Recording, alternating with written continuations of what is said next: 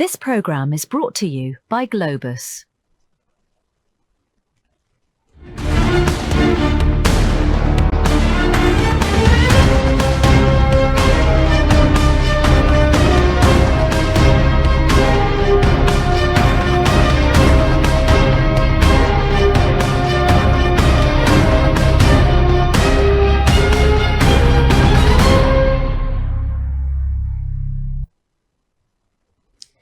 Hi there, and welcome to yet another edition. It is your interactive, it is your discursive and knowledge sharing program, Global Insight, brought to you by Globus. We continue to talk what matters. Our focus this day is in Hungary. Why? It is important for the global world to understand because the outcome of the parliamentary elections will have a global ramifications. So the world remains in a constant evolution, and this evolution has widened the global appreciation of electoral processes, viewing elections not just as a national issue, but as an exercise that transcends borders, tied to a broader global agenda of ideologies, policies, power versus policy, and realism, among others. The impending April 12, 2026 parliamentary elections in Hungary have sparked global interest as their outcome could reshape global trajectories in national interest, geopolitics, and foreign policy, while globalist interest appears central to the opposition candidate Peter Magyar's TISA agenda. Another issue ignites deeper reflection among policy analysts, still in line with the position of the opposition in Hungary, the philanthropy and meddling in elections, and how this affects national global standing, particularly the problematic involvement of Itzvan Kapitani in the TISA agenda. What ramifications, therefore, for the world and Africa in particular if the elections favor the opposition? All these factors place Hungary's April 12 parliamentary elections at a geopolitical crossroads of high stakes. Viktor Orban's nationalist sovereignty versus the opposition's pro-EU push, with Europe and the world watching intently to see how the development will reshape, especially the geopolitical calendar of the European Union, and of course the involvement in the Eastern Europe, and how this would transcend especially to the countries of the global south and also the African continent. And that is why with a panel of experts, we're going to drive this very constructive conversation to explore the intersection between local elections that will hold in Hungary on the 12th of April 2026 and the global consequences. Right after the jingle, I'll present to you this esteemed panel.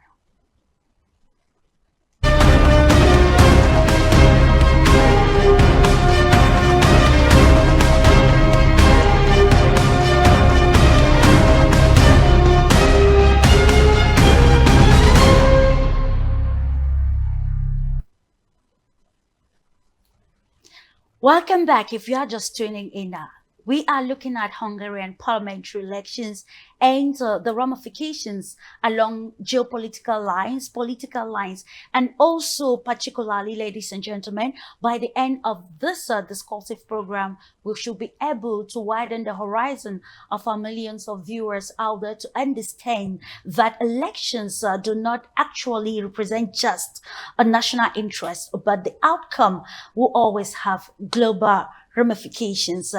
And without much ado, we uncover the panel with delight. We welcome for the first time on this platform Terry Laurent, who is a serial entrepreneur and also a geopolitical analyst.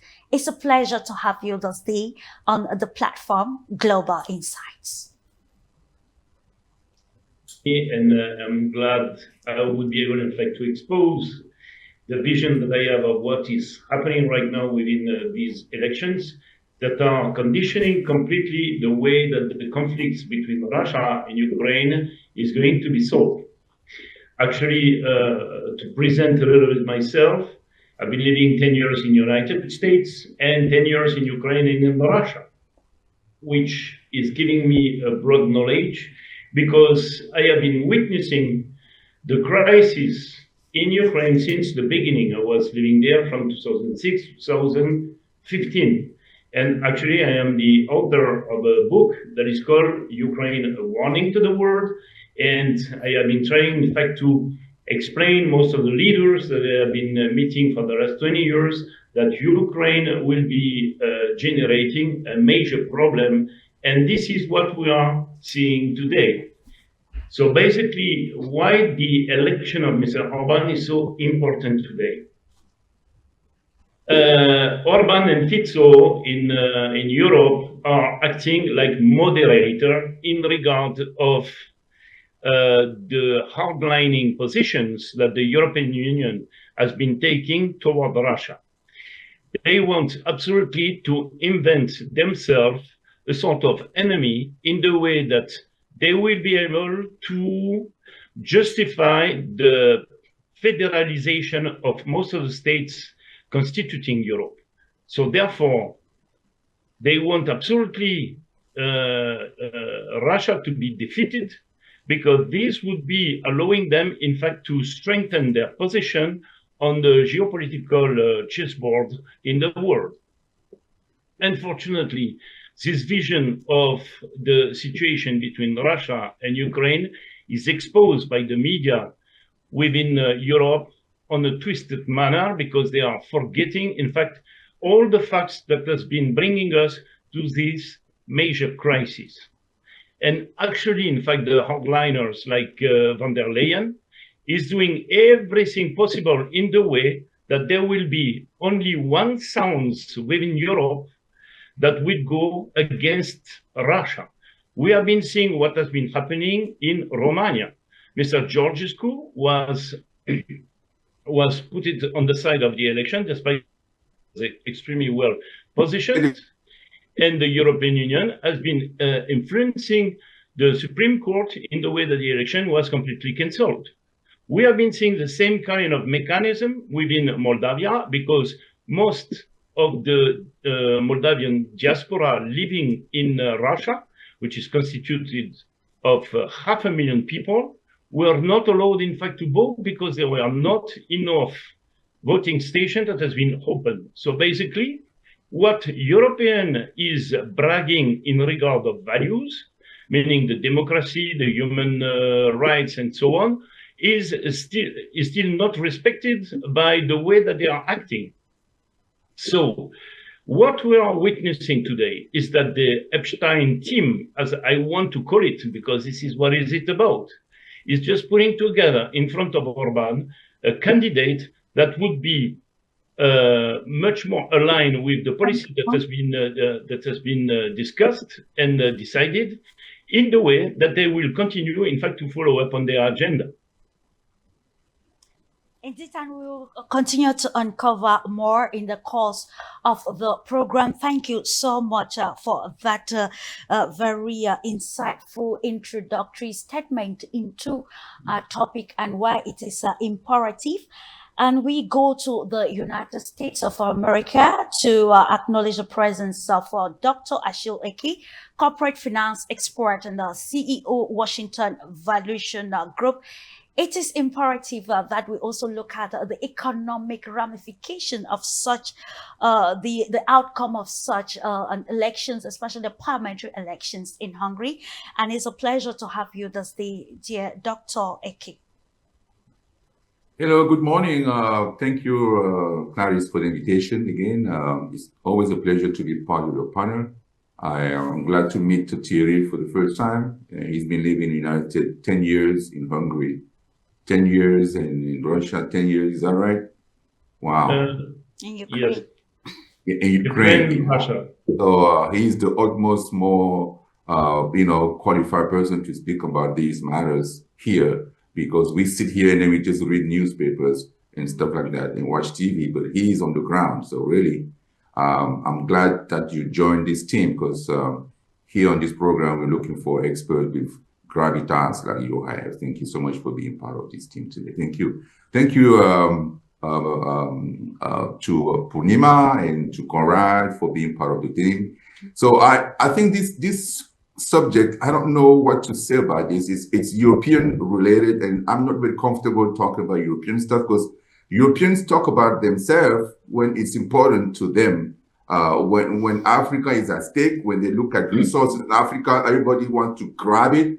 And so their infighting just makes my life easier. So as a Pan-Africanist, I just don't want to touch that subject. But again, I look at Orban and I say, okay, Orban is, he has a nationalist,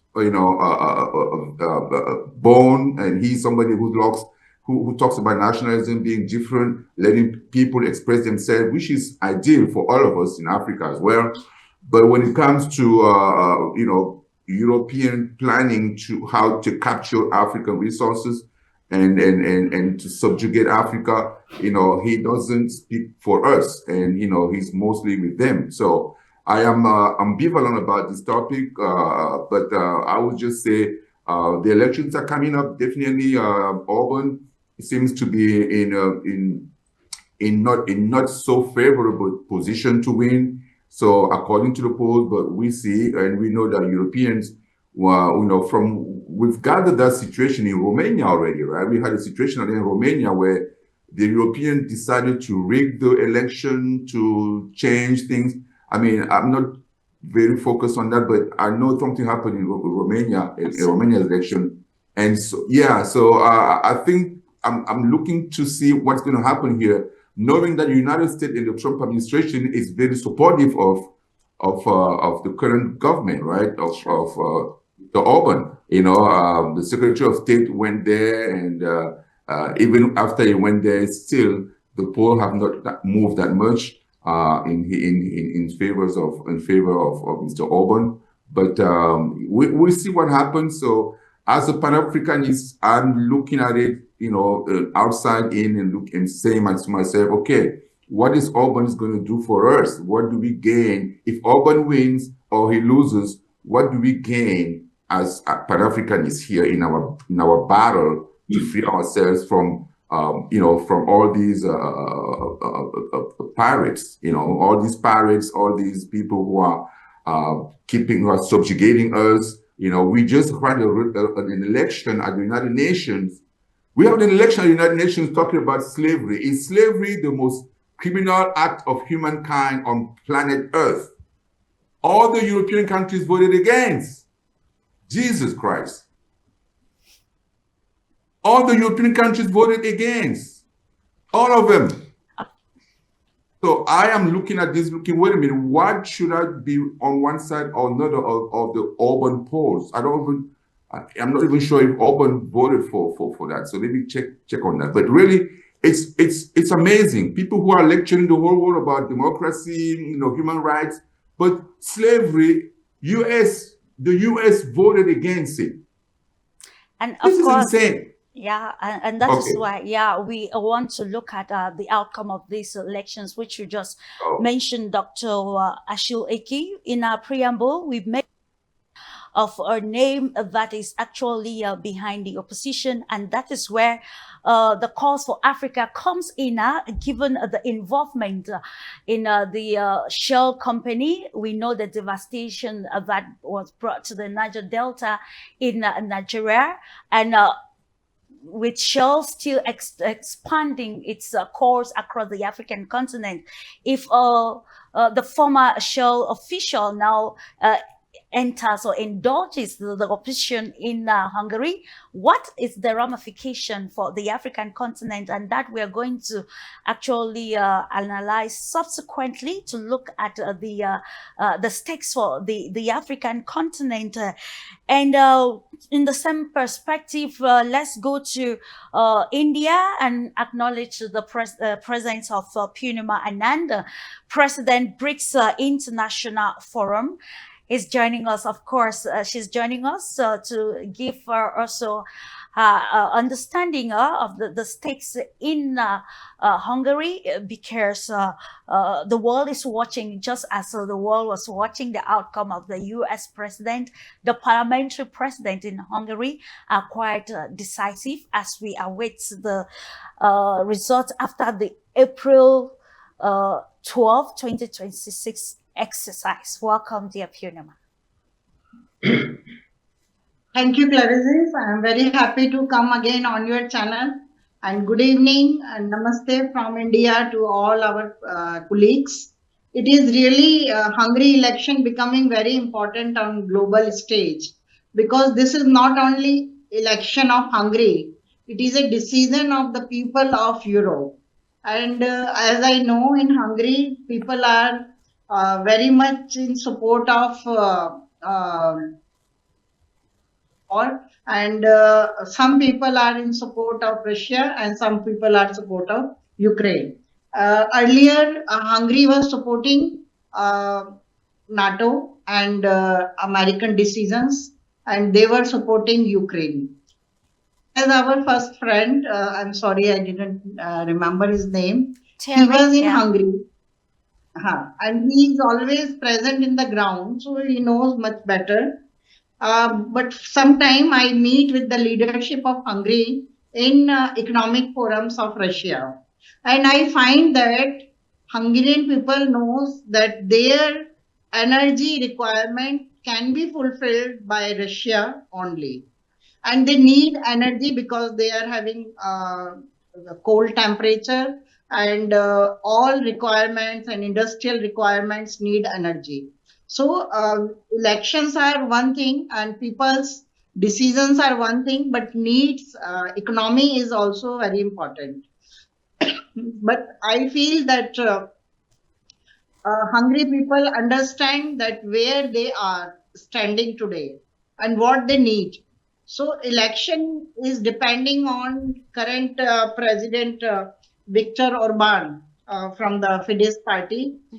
They are also having very high competition, and they are favoring Russian cooperation. And another party, TISA, they are looking towards European Union, and they are towards more cooperation with European Union.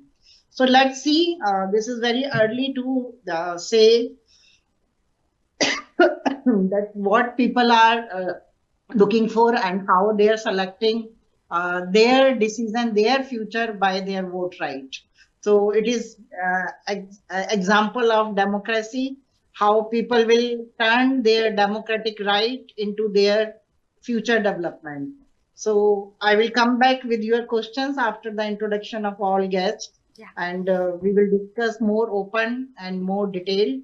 But I wish and I observe that European people and especially Hungry people are aware, educated, and they can take right decision. Absolutely right decision that will favor the global world, and not decisions that will favor just the interest of a selective few or collective few, or probably the globalist. And we also acknowledge Conrad Rekes, journalist, financial analyst, and chair of the Policies for Independent Scotland. It's a pleasure having you this day as we continue to analyze the stakes marking the pending or the impending April 12 parliamentary elections in Hungary.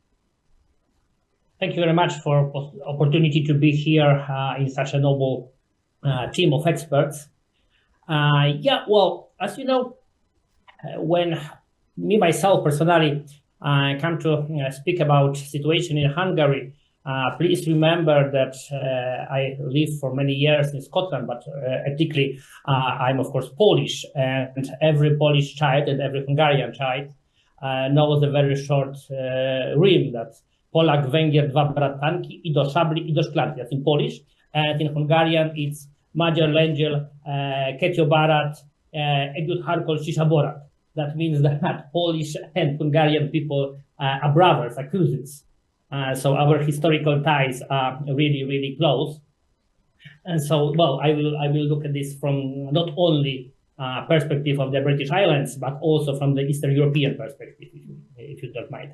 And I would say that there are four main sections we should look at in the context of the Hungarian election. First, we have to acknowledge that these elections are about sovereignty of the nations and sovereignty of the nation states. That's the first very important thing.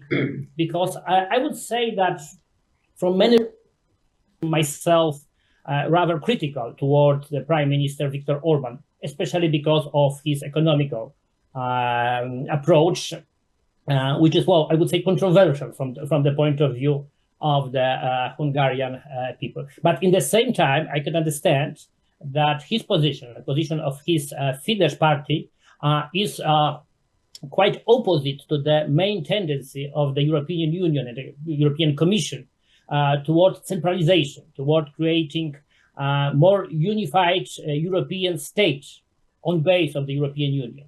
And Viktor Orban, with all his mistakes, errors, failures, and other issues we could have about his politics, is a very serious obstacle to transform the European Union into the centralized bureaucratic states ruled by the bureaucrats from the Brussels with support of corruptive elites, especially France and German ones. That's the first very important thing. If we think about sovereignty of the nations, we have to look at the Hungarian election, because as Thierry and Dr. Ruki said previously, we had very big experience with Romanian presidential elections, with elections in Moldova. We have to think also that just a week after Hungarian elections, there are elections in Bulgaria, another Eastern European or Balkan country. So we have to be aware that the processes which already started in Hungary could continue, for example, and shift to Bulgaria to other Central European countries, and could seriously influence the situation of the whole European Union. That's the first thing. Another thing is, of course, very important thing is to look at the perspective Dr. Eku said about Pan-African perspective. And I would say we have to think also about Pan-Trumpism perspective, because of these close relations, declarations of close relations between Viktor Orban and Donald Trump, we observe how effective is Pan-Trumpism in Europe. So is it enough to get support from the American president to win the election? That's a very simple question. Because, especially in the context of Iranian war, a lot of people start to think that, okay, maybe it's just a kiss of death if American president saying publicly that, yeah, that's a good guy, I will support him. Yeah, it's like me. Some people try to be, okay, so we are aside. Please remember that exactly in the days when we are discussing, there is a strong international support organized for Viktor Orban, and one of the most important controversies related to this support was whether Benjamin Netanyahu is to speak directly in favor of Viktor Orban, or better if he keeps silence. Because we have to remember that Fidesz is a close political ally also of the Benjamin Netanyahu movement in the Israel. So, that's also another perspective we have to think about. We have to think of Hungarian election and about Viktor Orban as Donald Trump's ally. And the perspective, is it good or bad to ally with Donald Trump? And of course, it's more like European perspective, but still very important for rest of the world, because what is different with Hungary under Viktor Orban, it's a very separate position of Hungarian government toward war in Ukraine. This is Viktor Orban who blocked a lot of initiatives, who blocks more money given to Kiev regime, and Volodymyr Zelensky. There's a very strong controversy, which in the last several weeks almost led to violent conflict between Ukraine and Hungary. There's, of course, a lot of problems between Hungary and Ukraine because of the border, because of the Hungarian minority in Ukraine, because of nationalist politics of the Kiev regime, and change in Budapest, in Hungarian capital, could be also the change which allow European Union to give even bigger support to the Kiev regime and to make the war in Ukraine going forward, which, for example, from the African perspective, is very important, because as long as war in Ukraine continue, as long the perspective of the, for example, food trade and real trade from Europe, from Ukraine, but also from Russia, is still under some threat, under some risk and hazard. Exactly the same is about energy politics of the world. As long as Hormuz is closed and Russia is under sanctions, situation on the fuel market, crude oil especially market, and petrol gas market all over the world is critical, and it could be even worse. So position of Orban is important to have at least perspective of ending Ukrainian war faster. So there's a lot of different things and lot of different angles we have looked at this in the Hungarian elections, and that is what's important. Why elections in so small European, Central European country are so important for the world.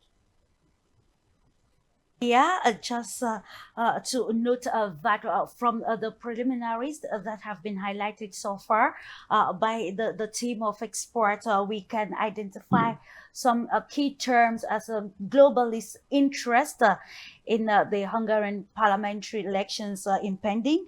We're looking at the aspect of sovereignty, looking at realignment, be it economically, politically, socially, and otherwise. We're also looking at a keyword: peace versus war. What will the outcome of the April 12th slated parliamentary elections present for the global world?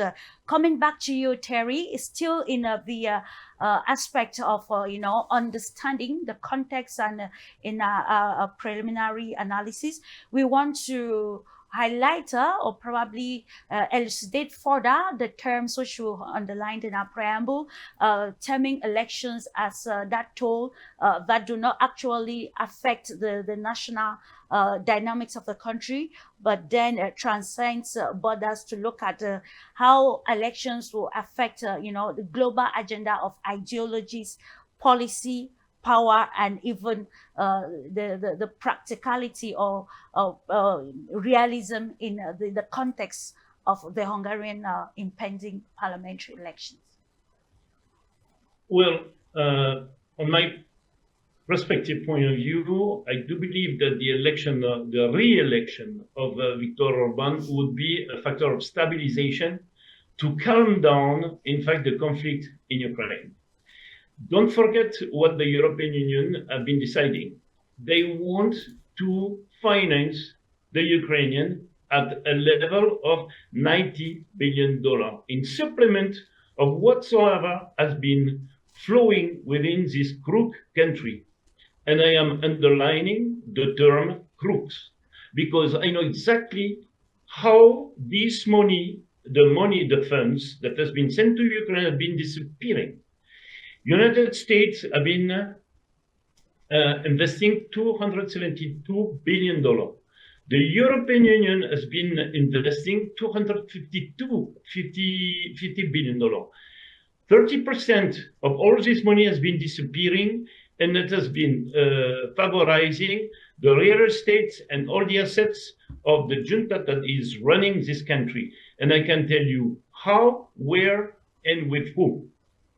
And this, I disagree, because today, the standard of living in the European Union is collapsing completely. If you look at the situation in France, it's a disaster. We are a bankrupt country. We are not able, in fact, to sustain our hospital, our schools, our police, our security, and we need to continue to finance those groups. It's out of question.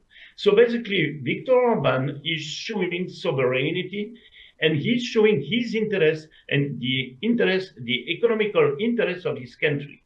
If he wants, in fact, to maintain the relationship with Russia on an energy point of view, this is because economy needs energy. And if you want to be competitive, the only way that you can do that is to maintain good relationship with the biggest provider in the world.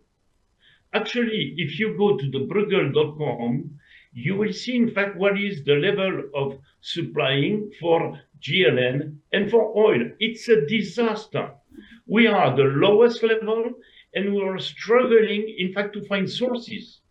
You know, there are three poles of energy production in the world.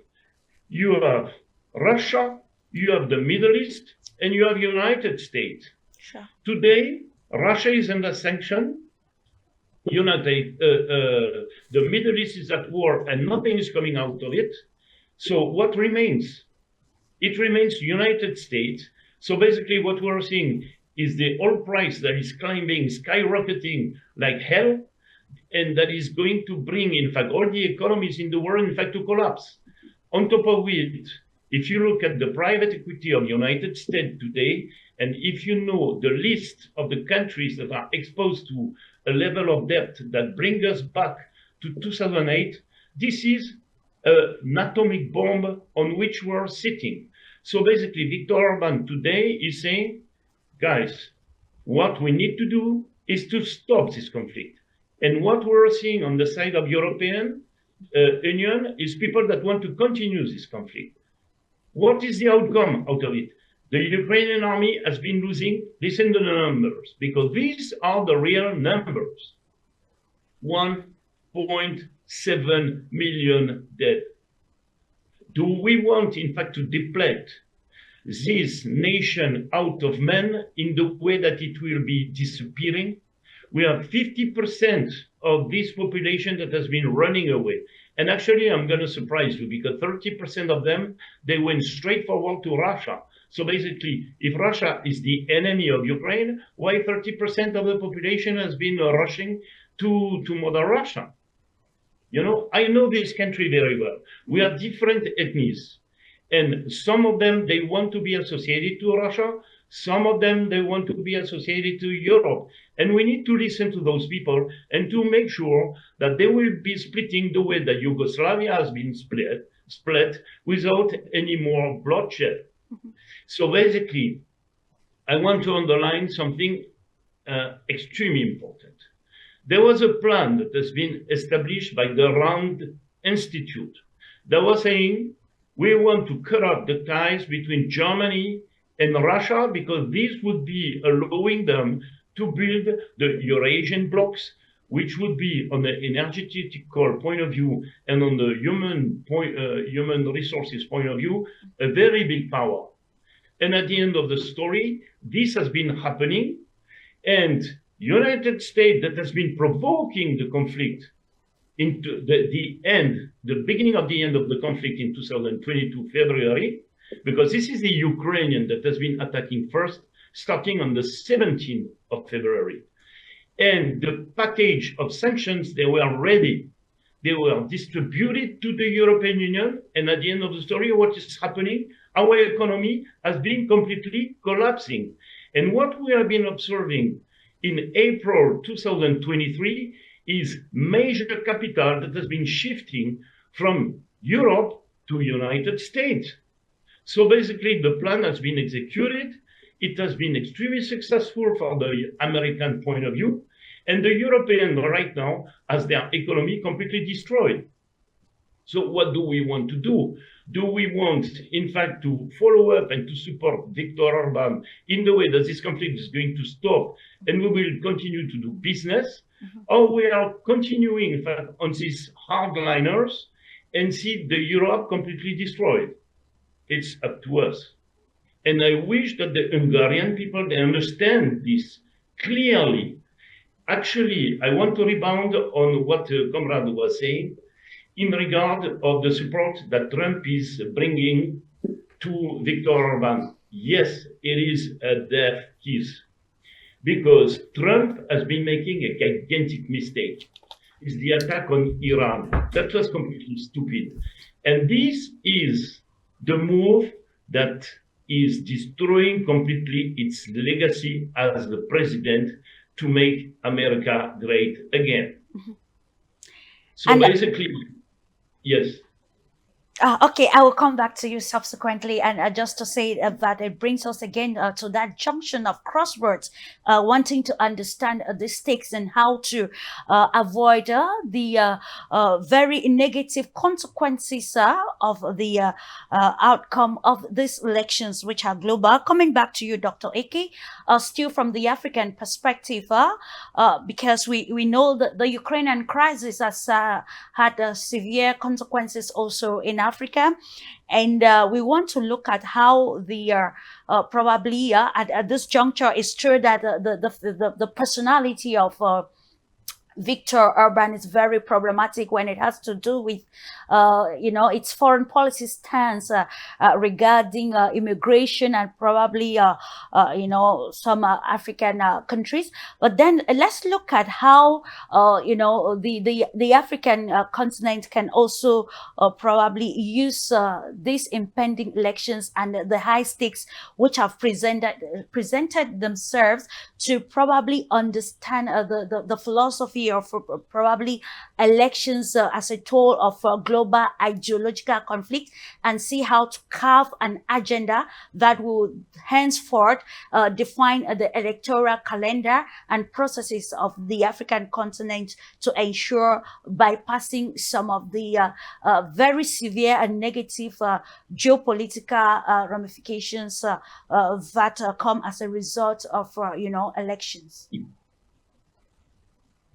Well, like I was saying earlier, it turns out after doing some research that the Hungary government, did not vote yes on the resolution that was, put forth by by Ghana,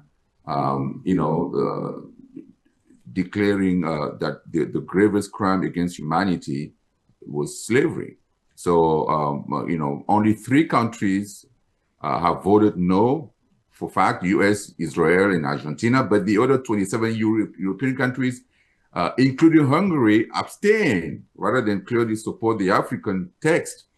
So, so what I can say is that Hungary says that it defends Christian values,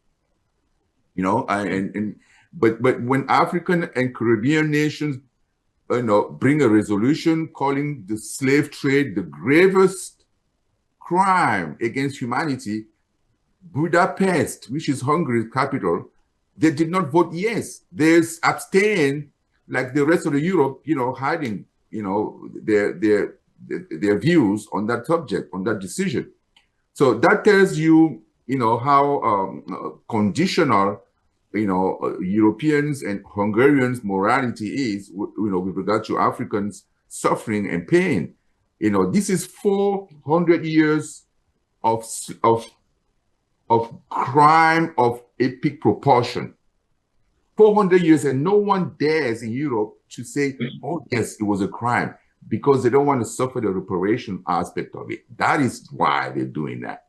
So the same European, Europe that lectures Africa all the time about human rights, we know right, yes, human rights every day, human rights. They use human rights as a political strategy to penetrate Africa. They use human rights to colonize Africa. They use human rights for every kind of soup that they want to, they want to convince the world that, oh, this place is a mess. People don't understand how to live together. They shouldn't be living on this planet. Some people they don't even want Africa, Black people to live in Africa. They want Africa without Africans, because of the resources. So those are the people that are lecturing us, but they can't acknowledge that simple fact that slavery, and that is bothering me as a Pan-Africanist, because, what is Orban's view on this subject? Mr. Orban's, what is his view on this subject? I don't know. He abstained with the whole European countries. So why should I support Orban's re-election when whatever he does, doesn't affect my interest? My interest here is to know that, hey, I've got a supporter in Orban government, knowing that at least they condemn slavery. They don't support that. So what it means is that if it comes back again, if that slavery mentality or colonialism mentality comes back again, hey, you might not, he might not be one of the people that's going to fight against. He might support it. We don't know. So it's ambivalent, and that makes me unsettling. It makes me very unhappy to see that they did not vote yes on it. Now, to come back to your question, really, listen, elections happen all the time, and government come in, government leave. Whatever they say, sometimes they do 100% of what they said. Sometimes they do 50%. Sometimes they do 0%. And sometimes they like the Trump administration, they came in, oh, we are going to be MAGA. We're just going to be focused on America first. And then there is not America first anymore. It's America last right now in the United States, right? America is last. It's all about, outside of the country. He just kidnapped a president in Venezuela. He's preparing to attack Cuba. He's in Iran right now. He's in the quagmire in Iran right now, and he wants to rally the whole Europe, to come in and help him in his crazy war against Iran. We don't know what's going on in the world today. People there is something happening in the world today. People don't want to understand that this world is the only world, the only planet we have. We have to find ways to live together. So until we come to that realization, we're always going to be in a situation where someone is going to try to fight the others and to dominate the world, but people are not going to sit idle anymore. Today, everybody has the same weapons. You talk about atomic bombs, hydrogen bombs, you talk about any kind of bombs, everybody has access to it today, whether you want to buy it or you want to make it.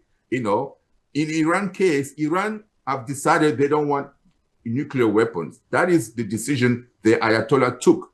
If they wanted it, they would have it long time ago. They decided they don't want it, but still, people are still attacking them for wanting a nuclear weapons, but they don't want it. So why are you attacking them? I don't understand. So they've said, they've put the fatwa, official fatwa, saying that no possible nuclear weapon in Iran. If they had the technology, they have the technology, they can make it, they already have a fuel, enriched at 60%. That, uranium that's already enriched at 60%. It's easy for them to go to 40, to add more, to add 40 more percent and then have that bomb in a few months. They can do it, but they decided not, but we're still attacking them. So the whole world today is in a situation where I can tell you, we don't know what's going to happen. We are in a different uncharted territory right now. We don't know what's going to happen, and so whether the election of the legislative election in Hungary goes in favor of Mr. Orban or not, I don't think that's going to have a big impact on what's going to happen in the whole world, because the impact of Hungary is within the European Union in terms of his role as a troublemaker, for Europeans to be united. That's their goal. They want to be united in deciding, any decision that they make against Russia. They want 100%, but Mr. Orban is the one that is preventing that 100% from happening. And recently, we also heard Mr. Zelensky threatening Mr. Orban's, about his life, or maybe he's going to send somebody to visit his house, stuff like that. Making threat. We understand all that stuff, but really, it's just it's just a world that is in an uncharted position right now. We haven't seen a world like this even after even before the First or Second World War. We are in an uncharted territory, and everybody has nuclear weapon. People are talking about it like they're talking about a toy.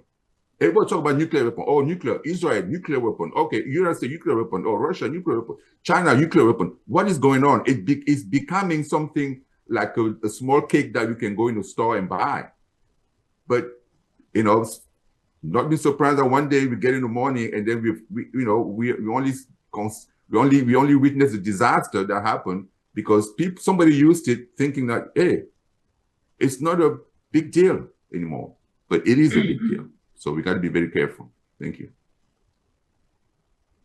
expert, of course, just to say that all the opinions do count here as we continue to look at the stakes of the parliamentary elections coming to you, Purnima Anand. We are actually seeing that this is an issue, especially in in Europe, as it has been highlighted. We also know that BRICS carrying a new philosophy, BRICS Plus.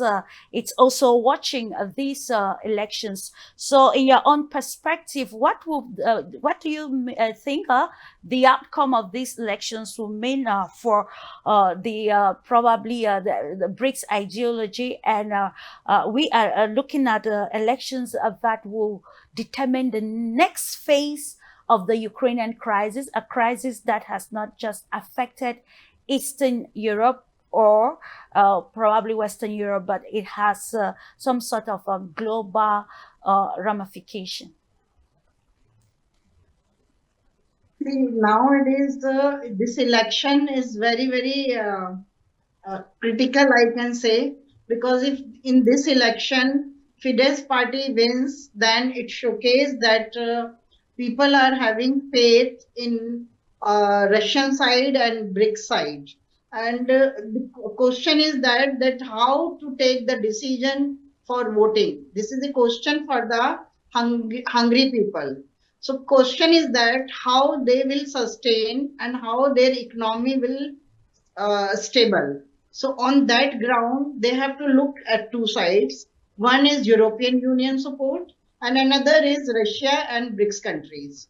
Recently, as all of you know, that India is a chair of BRICS Summit, and recently European Union President came to India around 26th January on our Republic Day. They were chief guest in the Republic Day. And they signed biggest European deal with India. So I can observe it. It is a cooperation of European Union with the BRICS countries, and they are looking towards global south.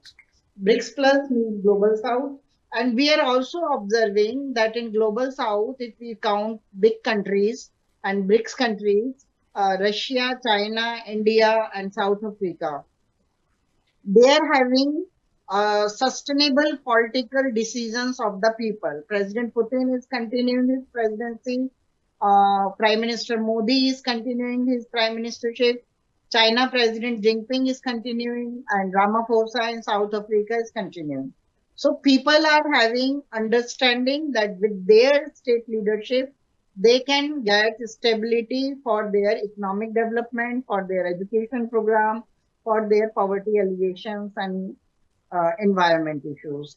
But in Europe and in America, we are observing that leadership is changing very frequently. We observe London elections, American elections, as well as in small countries in Europe.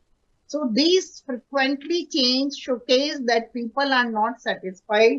And why people are not satisfied with their leadership? Because they are not getting confidence with their leadership that they can sustain their economic development. As we are observing that all countries are in crisis, economic crisis is everywhere. These reasons are very much to be discussed in other sessions in your program. But today we are discussing how to take decision for voting. If I am a simple voter, how do I take decision? This is a question for the hungry people. Now, if they are going toward, because European Union is also important for them, because if they will not sustain their relation with European Union, so tomorrow they can be unsafe for their security reason, because this is a European group alliances that they are having common currency, common security, common political decisions. So they are in the group. If they are coming out from that group, then where they will go? What is new road for them if they are coming out from the European Union cage? This is a burning question for the voter of Hungary.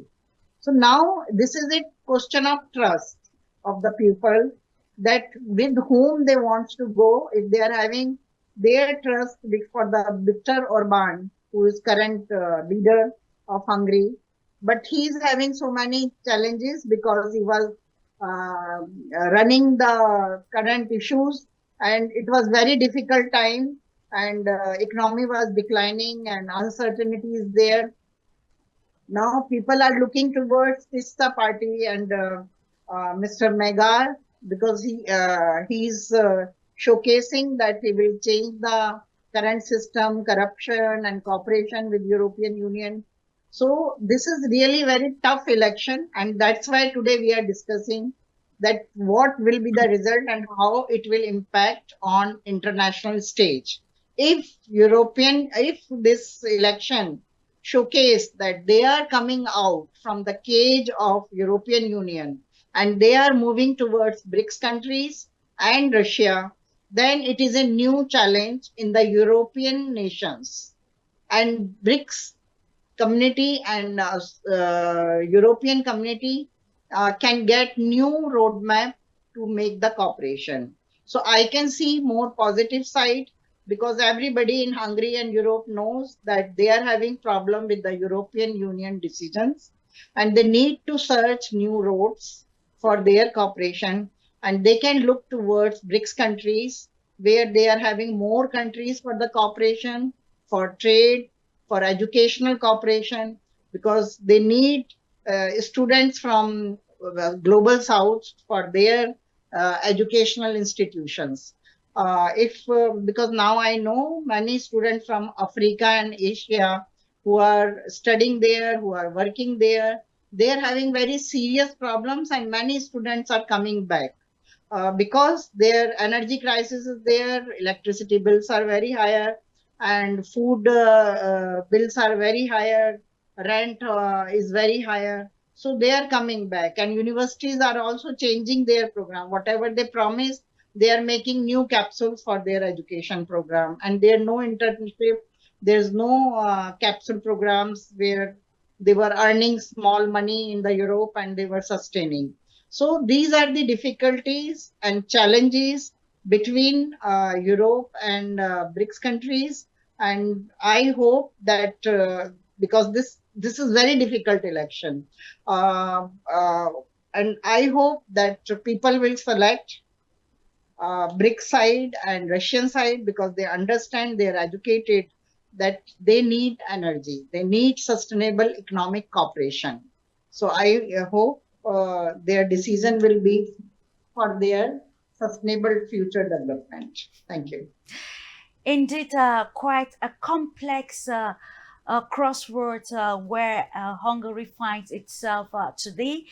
And of course, still for the European Union and for Eastern Europe, and why not other countries having direct, probably relationships with those whom can be affected or who can be affected by the election results. According to polls, we are seeing that the media has placed the opposition candidate Peter Merkier at the fore. And of course, I want to analyze these polls and the independent nature of it, and if actually transcends to the reality of the nation at this particular juncture with you, Conrad Rekes.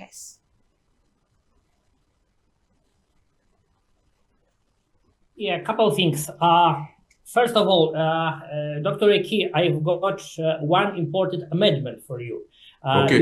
You're absolutely right that not a single European Union country voted for this resolution about condemning slave trade, but it doesn't mean that any European country. There was one European country who voted in favor of this position, and it was Belarus. Belarus, yeah, voted for this Ghana resolution, and Belarus strongly condemned slave trade and Atlantic slave trade and all this process of the colonization and this crime against humanity perpetuated by the Western capitalism. So it's one important amendment. There is one justice country. So it's important to remember about it. Speaking about Hungary again, I wouldn't exaggerate the differences between Fidesz and Tisza party. And I wouldn't overestimate differences between Viktor Orban and Peter Magyar. we have to remember a couple of things. I've got dangerously good memory from the beginning of the 90s and later, the 90s decade. And I perfectly well remember when Viktor Orban was a stipendist of George Soros Foundation as well. So his recent conflicts with George Soros is the question of who is number one in Hungary and how independent it is. But please remember that Viktor Orban roots are directly neoliberal as well. He shifted toward, let's say, state capitalism and party corruption system he created in Hungary, but his roots are directly in the same political camp he later on fight with. That's a very important difference. We have to remember that Fidesz in any moment doesn't support direct Hungarian exit. They are member of the European Union. They are member of NATO. Of course, they can make some processes slower. They are very important obstacle to against giving more money and more support to Kiev, but they are still loyal ally of the United States and European Union. So do not think of Orban as don't look at Orban by the eyes of his enemies, because that's exactly how his enemies present Orban. Yeah, he's pro-Russian, he's anti-European, he's a tyrann, and so on. No. He's politics with neoliberal roots. He, of course, finds his own way within European Union, within NATO. He knows that the small country as Hungary has to make to be visible for the superpowers and European powers as well. He knows that, well, of course, his Hungarian economy limits him because, as any other Central European country, main Hungarian trade partner is European Union itself, and especially Germany. And German capital is still present in Hungary, and it's something which is. We have to remember that Viktor Orban, for many years, and his Fidesz, been members of the People's Party, European People's Party, together with the German Christian democracy. So the fact that he's now shifted toward so-called Patriots for Europe, so the more pro-American fraction in the European Parliament, doesn't mean that he's not strongly pro-European. That's very important. We have to remember that the Hungarian elections are not two players play. Of course, former opposition, so-called pro-European opposition, so Soros supporters in Hungary, in fact dissolved or declined to run in the election. So Tisza party is something like rebranding former Fidesz members, like Magyar is. Magyar is former Fidesz party. He resigned from the membership after a very controversial pedophile affair, which involved President of Hungary pardoning politicians and businessmen involved in pedophile affair. He was the former husband of the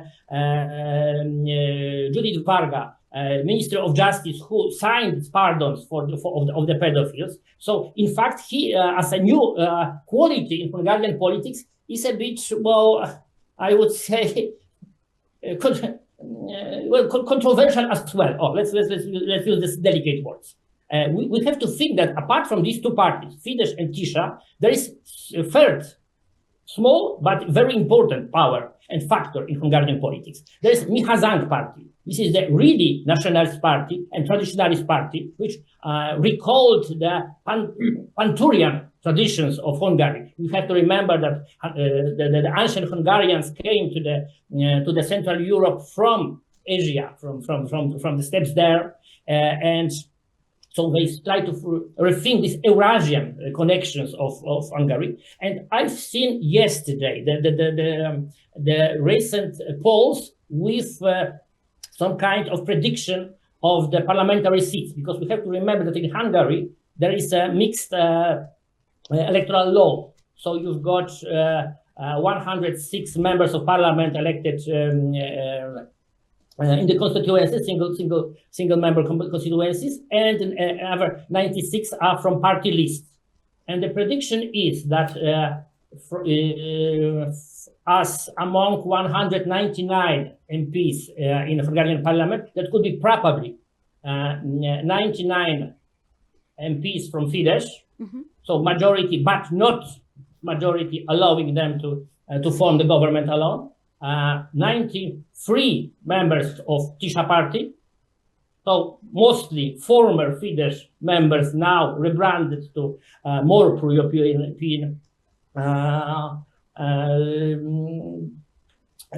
formation, and what is crucial, 7 members of Mihazang party. So this nationalist small party could be a key to rule the Hungary after 12th of April. So that's something which is have to think. And one more thing, if it's not too long for you, we have to also remember that it's not that we are not living in Western. It's not guys with white hats and black hats and everything is clear. Yeah, who is starting to whom? We are observing controversies and struggles between different levels, different platforms of international group of affairs and international group of interest. And I wouldn't be so optimistic to think that, okay, good guys always fight the bad guys. So, for example, that is, we have to think about this Trump International fighting with Soros International as a fight of good and evil. It's not like that. That's two different groups of interest, imperialist interests.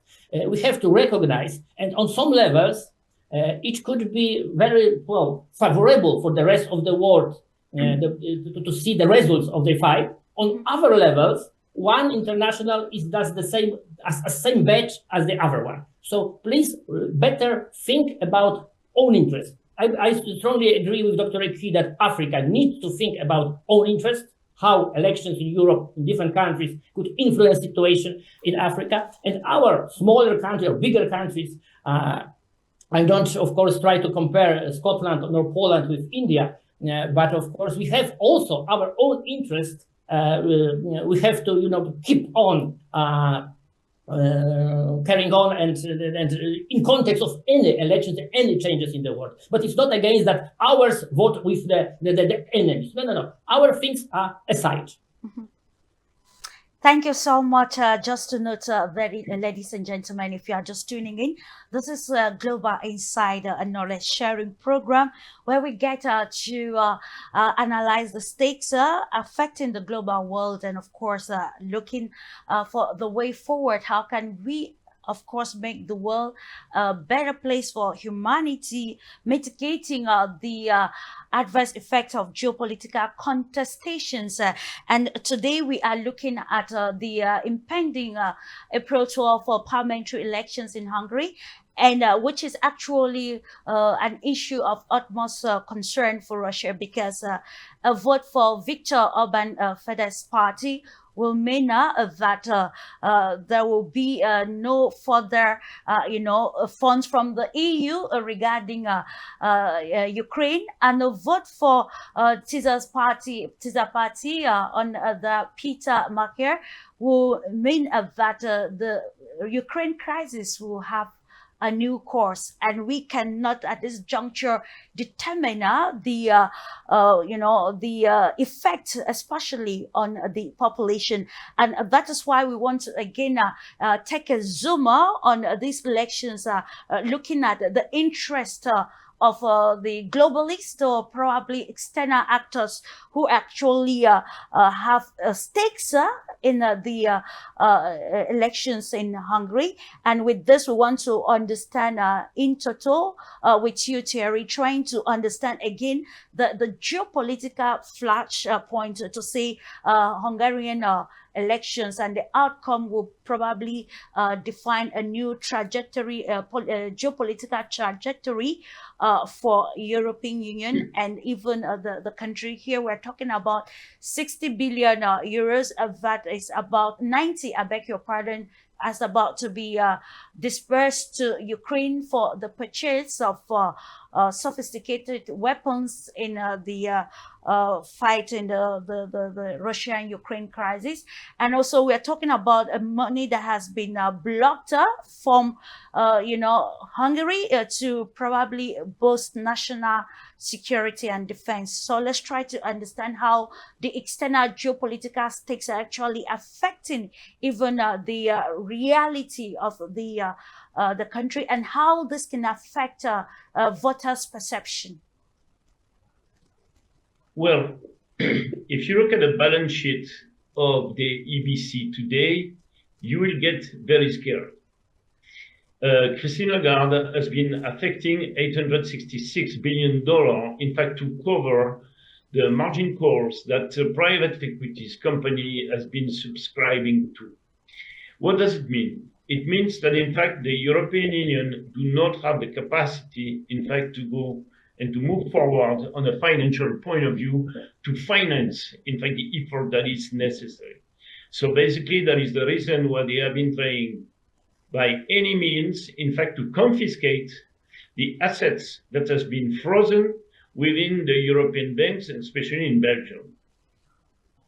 So basically, I don't know where they would be able, in fact, to get this money from, because if you look at the stage of the German and the French economy today, our countries could not, in fact, go further of whatever the budget has been defined for. We are borrowing money at a pace that is very scary, and this is detrimental to our economy. On top of it, there is this conflict between Israel, United States, and Iran that is going to plunge us into one of the biggest economical crises ever that we have been seeing since 1929. People are not conscious about it, but if you're an economist and if you're digging into the financial aspect of the United States, you will get very, very scared. Who owns most of the debt of America today? Europeans are owning, if I remember well, it's about 18% of the foreign owner debt of the United States. So basically, if United States is plunging, we are just dying. It's as simple as this. So basically, the reason why the Hungarian election is so important. This is because if the opponent to Viktor Orban is getting the position of prime minister, then in fact the budget that the European Union is deciding will be voted. Therefore, what would be happening? Certainly the BCE is going to borrow this money or to create it from thin air and to finance the war in Ukraine. This will end in a terrible manner. So basically, my perception is that the European Union wants absolutely to trigger this conflict with Russia in the way that they will be getting rid of their debt. Or another solution that would be, in fact, to take the advantage of the situation to introduce the CBDC, meaning the central bank digital currency, to get a hold on the control of each citizen in Europe. So basically, the reason why this election is so sensitive is that this is the future of European Union, but more the future of the freedom of each citizen of European Union that is on the balance. And I want, in fact, to enhance so much Purnima is right, is that most of the citizens in Europe right now are not confident anymore with the leadership that has been defined, because it's shifting to a kleptocracy mode. And we have at the heads of the European Union people that are immature, that do not understand, in fact, what is at the stake and what would be the consequences of a conflict against Russia.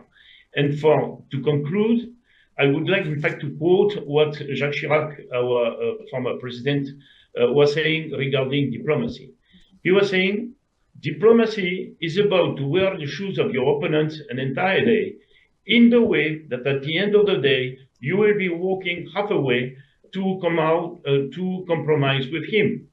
When this has been happening for the last 4 years, it never happened even one time. There is no relationship, no discussion at the state level between the European Union and Russia. And today, Orban is, in my opinion, a statement that is reasonable enough to understand that if we go against Russia with a major war, that would be a disaster. And you want to avoid this absolutely. And I thank you. And we look at how this has actually brought about the fragility of Europe, particularly the European Union, and even showing to an extent a Western decline. Coming back to you, Dr. Ashiu Eke, we still want to present the Hungarian election as a case study that actually provides a platform for African politicians or policymakers to understand the dynamics of elections and how it is imperative to put internal and external actors together before ensuring the probably who leads the country and to where or for what purpose. Is it for the interest of the population, or probably to actually suit the interest of a collective few, as we are seeing with policy analysts pointing the position of Peter Magyar as being that one that actually favors the European Union against the national interest of Hungarians, as he has cited closer ties with the EU should he emerge as the winner of the April 12 election. So this is how we want to analyze it from your own perspective. What do you think are the chances for Africa to take now that the crisis in Europe and probably even in the United States have exposed the reality of the new world order, leading us to European fragility and also the decline of the Western hegemony? Well, we like to talk a lot about those leaders in Western countries that have been discovered to be part of the Epstein files. All these people that are the most rich people. They are endowed by God, or maybe God put them in position to lecture the whole world about what is good, what is bad, the good side. Like the Prime Minister of Israel says, we are the good guys, and the Iranians are the bad guys. They like to play with people's sensitivity. They just enjoy to see people suffer. Those people who are despicable people. When you look into it very closely, the Epstein file has exposed all these crooked people who are, when we look at them, we think, oh, there's the people are directly coming from, have been appointed by God to lead the world. They know everything. They are not humans like other countries. I just, this democratic word, democracy, human rights, that people are using as weapons to subjugate others. That is the real issue that we have here, and that is bothering me. If when I look at that, and I know that elections mean nothing today if the election don't go in favor of all these crooked people, because all of them are crooked when you look at it, whether they're opposition or government people. They are all in the same boat. They are, people who you can't really trust, because they come in front of you. You look at the US, you have Democrats, you have Republicans. Who is good, who is bad between those two? They're the same people. And they change parties along their feelings. Sometimes somebody is elected as a senator from a democratic state, and then mid-course changes to become a Republicans, and vice versa. We've seen things like that in the in the chamber as well. It's the same people that are running the world. But the issue that we Africans have is we are not able to discern exactly how to deal with those people when it comes to our own interests. And although Pan-Africanism have given a big, powerful voice to Africa today and has prospered in the continent, the whole continent from the north to the south, east to west, understand what Pan-Africanism is and how important it is to fight for Africa to have its own voice heard, And again, I look at this election in the United Nations the other day as one way of speaking up about, the pain that we've endured for generations and generations, showing the world that, listen, you need to understand us. We are not there in your enjoyment, in your festivities, enjoying the fruits of your colonialism, your slavery. We're not there with you. We are still trying to heal from decades and centuries, I might say, of torture, of killings, destructions of our culture, destruction of our society, destruction of our psyche. Our psyche is being destroyed by those people. And their kids, their grandkids, their great-great-great-grandkids today are benefiting from all the work that their forefathers did. But still, the grandkids today don't even care to acknowledge that what their forefather did was wrong.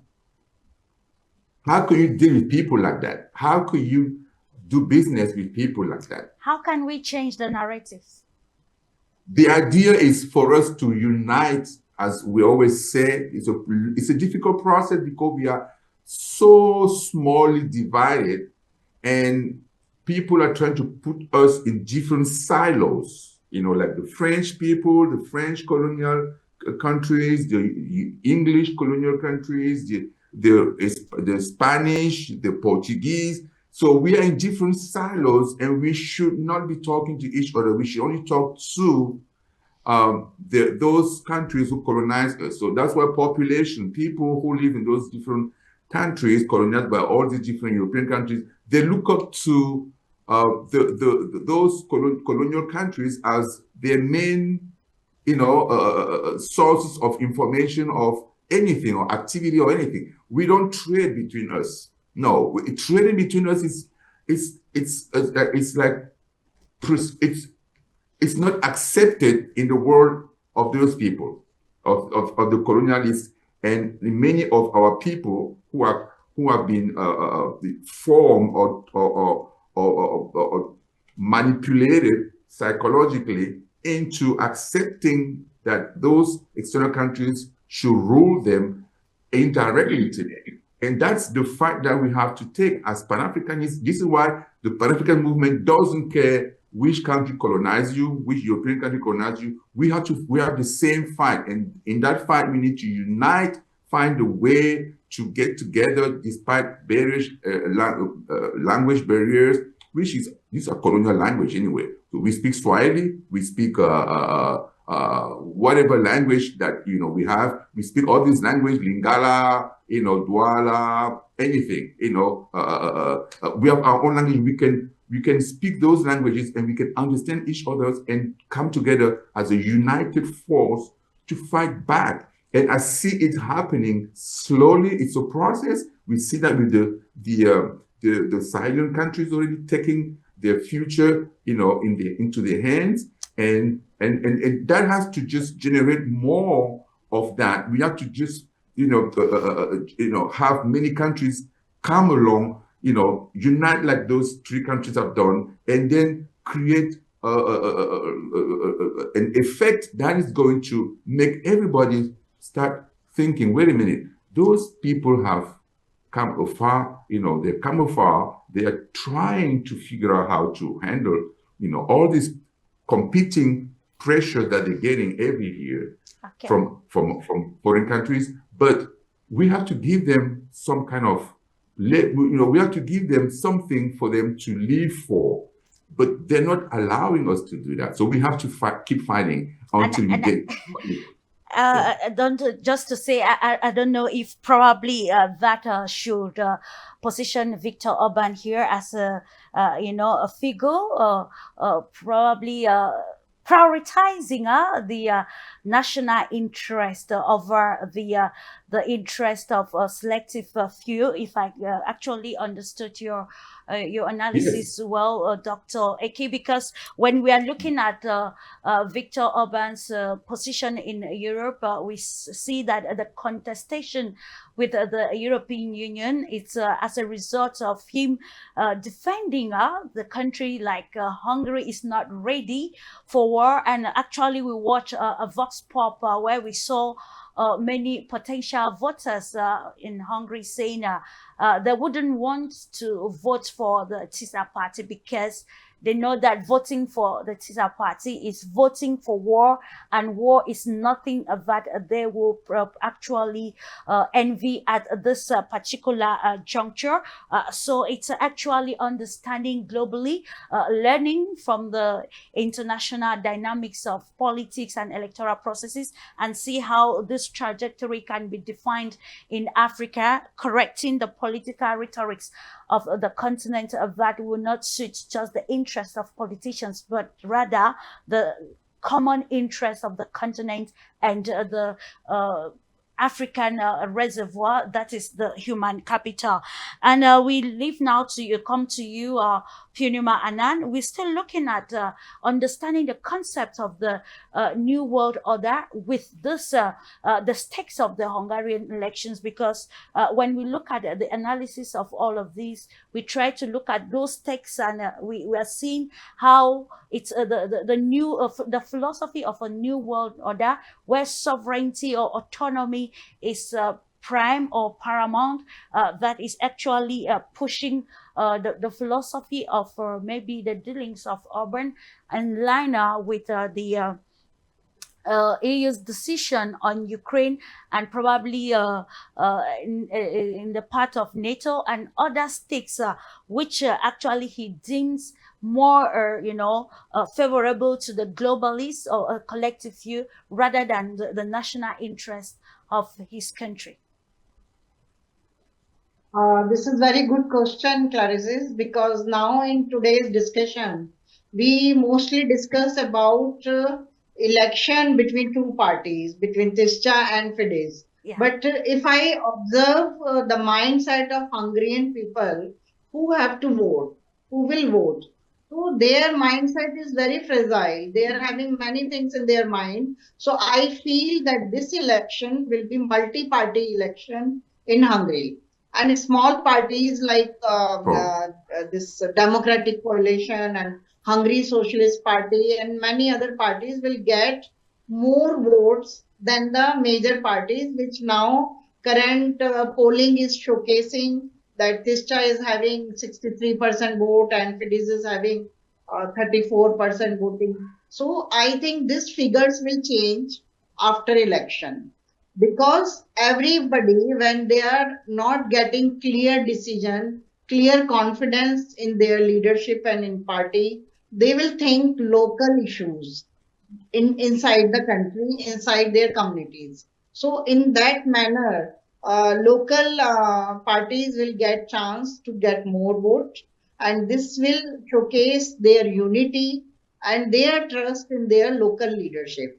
At international arena, if we observe this election, it is important because if people are coming out from European cage, that will be a new beginning for the Hungary and for the BRICS countries collaboration, African countries collaboration, because Africa is also rising spot in the world stage, and African economy is supported by all BRICS countries. So they are developing new trade routes, new economic exchange, currency exchanges, and new tourism opportunities. So in this regard, this is very important for Hungary that they should think for new coalition new routes for their economic stability.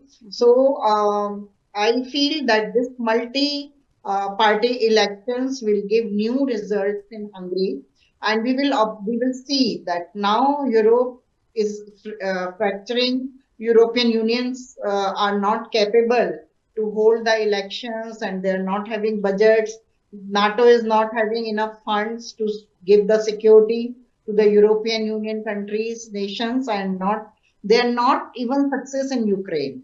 So this all showcase that they are not having capacity and capability, and no decision making authorities at right time. They don't take right decision. Iran and Israel war is example. Russia and Ukraine is struggling from long time.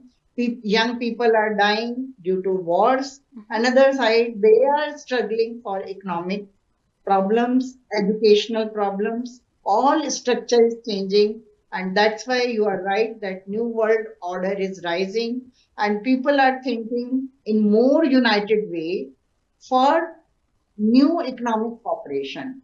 So this is very important that we are entering into Web 2 generation to Web 3 generation. One of my colleagues said that how our grandchildren will say what our forefathers did. But now new generation will not tolerate it. They will not see the history. They are capable if they are entering in cryptocurrencies, if they are entering into non-border residency, they can live anywhere because now digitalization, we are into digital civilization, and we are taking our decision in millions in a second. Maybe you remember when Iran and Israel war started, in 146 seconds 1 trillion loss happened. Economic market raised in 2.46 trillion, then it declined 1.46, some figure it was like that.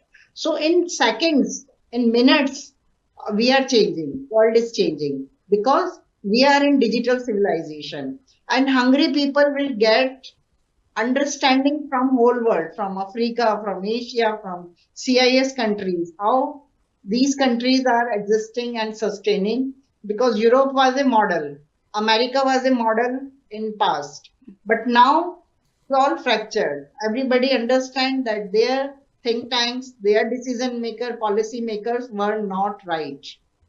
Now they have to think from fresh understanding, fresh, new unity, new collaborations. So, Hungary election, of course, very important on global stage, and this will showcase that how European people are coming out, and it will showcase the multipolar world unity as well as BRICS rise in Europe and America. So this election is really wonderful, and we are expecting very new kind of results, and I hope whatever result will come, but it will be a decision of hungry voter, hungry people. Thank you. Hopefully, that it's a decision for Hungarians, the one that will see more development in the country, and not the one that will open the country to the reality of war. And this brings us again to this intersection of EU's agenda versus national interests, or probably the sovereignty of member states with you, Conrad Requez.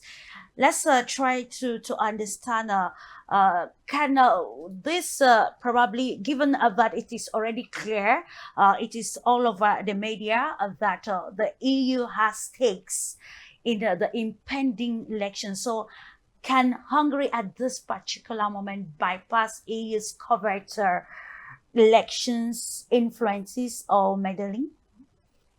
Yeah, well, that's a very interesting moment because, yes, of course, from the one point of view, we can see, as we mentioned before, that present Hungarian government is a strong obstacle to unification of the European Union and to continuing support for the war politics, especially in context of the Ukrainian war. Yeah, of course, as Thierry mentioned a couple of times, interventions of Viktor Orban make support of Brussels given to Kiev slower. It doesn't prevent to give more money to Kiev, as it was on the example of this 90 billions that are so-called loan given to Kiev by the European states. But again, it makes it slower and more visible for the public opinion that it is exactly European elites who would like to keep this war going. Yeah, that's the strong value, even political propaganda value of Viktor Orban's opposition toward Brussels, Berlin, Paris, and London, or also politics. But we have to also think that if Viktor Orban wins this election, which is quite probable, and if he would be able to form the government alone, or single-party government, or minority government, or government with some kind of support of Mihazang, let's say, that would be could be kind of catalyzer for the European bureaucrats to make to increase their attempts to transform European Union to a centralized country. They mentioned a couple of times in the occasions of the Hungarian veto that they would like to change the mechanism of decision making in the European Union. They would like to prevent smaller countries to express their opinion in the way which would be obligatory then to follow by the leaders of Europe. We are consequently going toward pan-European state led from Brussels with strong involvement of French and German elites in cooperation with the United Kingdom as well, being outside but strongly related to this new European state, with the voice of the smaller countries like Hungary, like Slovakia, like Czech Republic, like Romania, like Bulgaria, to be completely pushed down in the hierarchy, the ladder of decision making. And that is absolutely obvious. And well, if Hungarian people vote for sovereignty, because well, with all the critical position toward Fidesz, I can agree that vote for Fidesz is a vote for more sovereign Hungary than vote for Tisza party. That's obvious. So if people of Hungary vote like that, that could be an impulse for the Eurocrats to increase their efforts to create European single state. What is important from that to for example, to Africa? We have to think about this new European Union, new European state, as a kind of camouflage for European neocolonialism. Because it's very easy to imagine that this new European state, new European elites, with mouths full of human rights, with all this support for any kind of inclusivity of the Western world, but inside that will be the same British, French, German, Belgium, Portuguese, Hispanic politics, which for many decades keep neocolonial politics towards Africa, South Asia, Latin America going. So we can no, we are not neocolonial countries. We are European Union, completely new. We are not responsible for slavery. We are not responsible for any kind of imperialist politics toward Africa or other continents, because we are completely new, open minds, Democrats, liberals, whatever you want.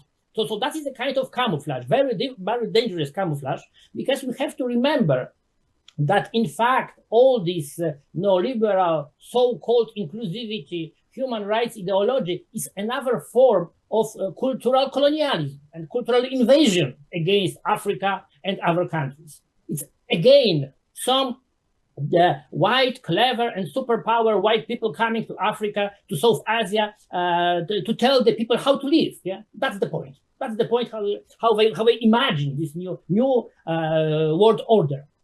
So it's really dangerous. And of course, this election is also element to to discourage them to do that, or at least make it slower to them. Another element, of course, two elements, is of course war context. We have to remember that in Europe, situation about war in Ukraine is still very dangerous for especially border countries.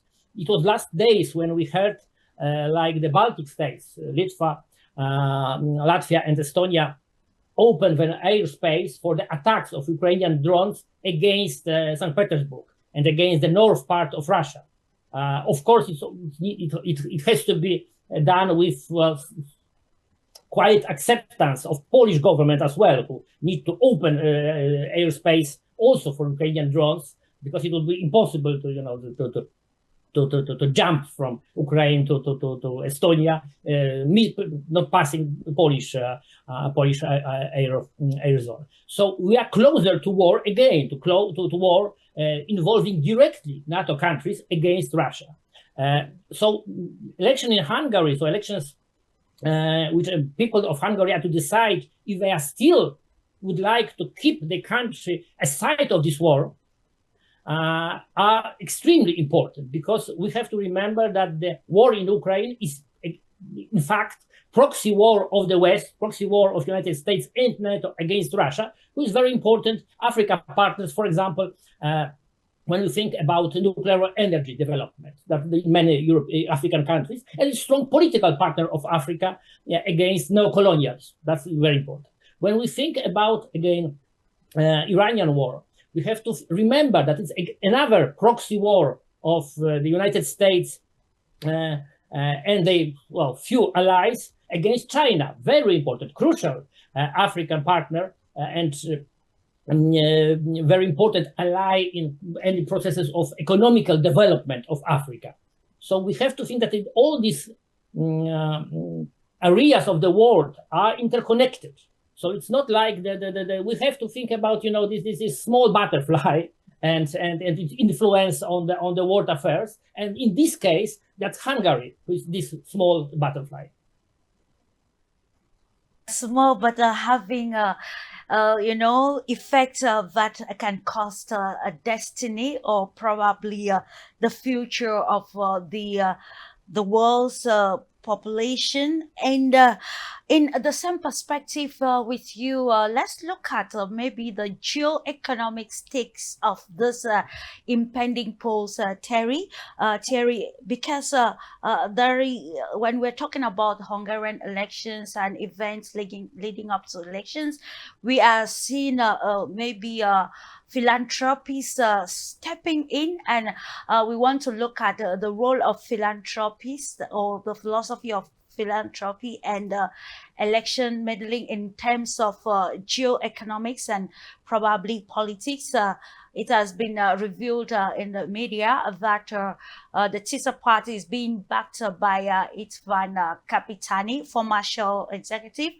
And we are also looking at some sources or analysts highlighting a name like Soros in the George Soros in the discussions patterning the elections. And then it brings us again to understanding to another probably aspect of the elections, probably figures that are involved for economic gains.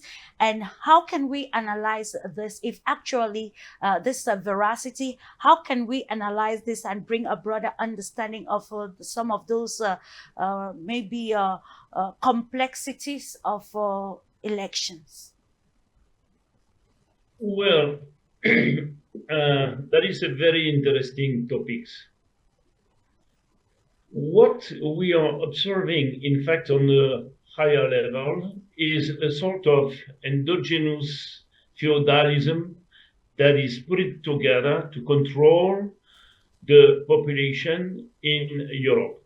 And this is in the philosophy of what Soros has been putting together.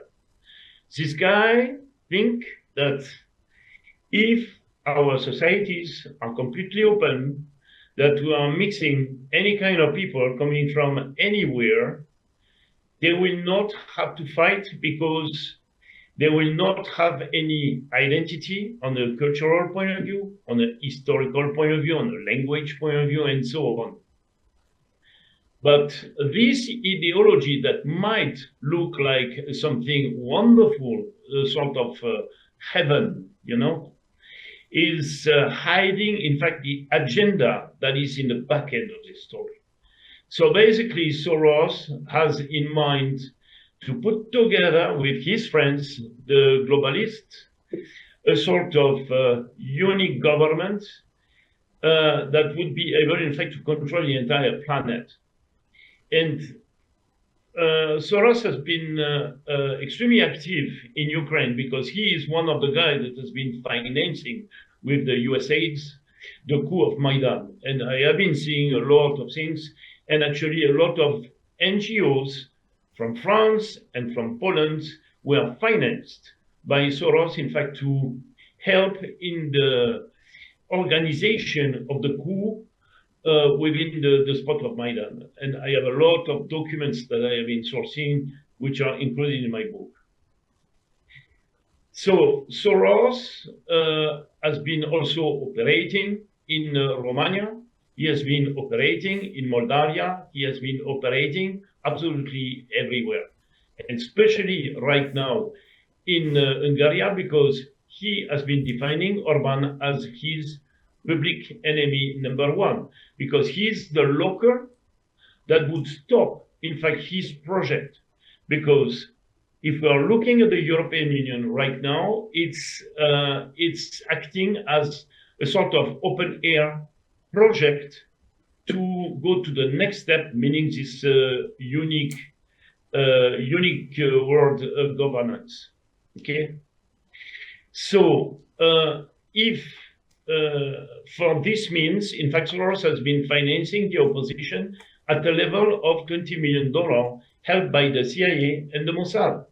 And actually, the leader, the opponents of Orban, Peter Magyar, was meeting with those organizations in Hungary on a weekly basis. So basically, what we are seeing here is that there is a very strong will to take the control of Hungary, to make the progress in terms of unification of Europe.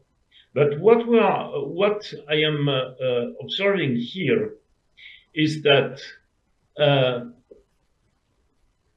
as soon as this would be achieved, they will jump to Slovakia, and they will do exactly the same thing with Fico, because Fico and Orban are on the same line. Sure.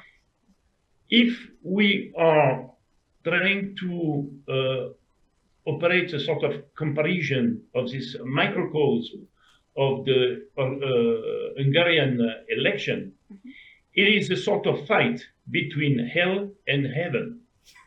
It is a fight between people that want to take over all the population in Europe and those who want to stay alive and to represent the multipolarity, the way that the BRICS has been selling in Europe. European Union is a sort of constraintful link between countries due to the different social mechanism and policy mechanism that has been implemented to come with a model that would look like the USSR. And that is the reason why this model is going to collapse. Because we cannot planify the interest of an entity against, in fact, its own component. And that is the reason why the USSR has been collapsing completely. If you look at the structure that the BRICS have been adopting, it is an association on the local or temporal interest point of view, economical point of view. It is not constraintful. There is no link with the military. And that is certainly the reason why this model is going to spread and will be extremely successful. So basically, Orban tried, in fact, to show what could be the way of the European Union, the way that it was supposed to be defined at the beginning, but it has been drifting to a a supercell control that would be satisfying a minority against a majority. We are seeing here a sort of neo-colonialism of population within the European Union for a minority that is in Brussels. And I do believe that the microcosm situation that we are observing in Hungary through this election is the full image that we are seeing on a more global point of view. We are the Occidental world that is a sort of beast that on its last breathing is trying, in fact, to bring the people within the whole right before to die. And I do believe the European Union, if Orban is making his way against, in fact, the globalists, is going to collapse because they will not be able, in fact, to do whatsoever they are willing for the last 4 years, meaning triggering a major conflict against Russia. Absolutely, it's all about agenda. It's all about personal interest, and how can we then identify the very important stakes that pertain to the population, of course, that will go to the ballots to cast their votes, and of course decide the future of their respective nations. And this again, at this juncture, we can outrightly say that some of the major stakes of probably of structural power dynamics have been underlined as far as elections are concerned, and it brings other nations of the world to probably take a close watch and maybe see how to redefine policies that will favor national interest rather than interest of the few. And in that light, I'll come to you, Dr. Achille Eke. At this juncture, we're looking at what we can learn from the disintegration happening in the European Union. It's true that according to your analysis and of course viewpoints and very practical examples, we've seen the lukewarm attitude of some European countries towards issues of the African continent, especially those that are inhumane in nature, which the letters are. We saw the decision at the UN Security Council pertaining slave trade tabled by the Ghanaian President John Dramani Mahama. So now it is imperative for us to understand the new dynamics that the countries can take in line with foreign policy stance. Taking the case study of Hungary, what is your advice henceforth as far as diplomatic engagement of the African continent is concerned? It's a public policy dynamics, and most especially the foreign policy stance that will prioritize the African agenda, political, social, sovereign, economic, and you can name the rest over agendas that would just fulfill the interest of a selective or collective few. Right. So I think the Hungarian election is an interesting one. We see it because Orban has been somebody who has been having a lot of impact on European policies, and his viewpoints and his policies against European Union, some of the European Union's harsh sanctions against Russia and things like that. Those things have consequences because it does not support going, keeping that Ukraine war, forever, as the European Union is trying to do, which is, for me, it's a good thing because there'll be less Russian people dying, less, economic disaster for Europe, because Europe itself can help itself. They have issues with oil. Look at oil today. Gas, oil, they're all through the roof nowadays. And I understand that European unions have decided to put away some of the sanctions that they wanted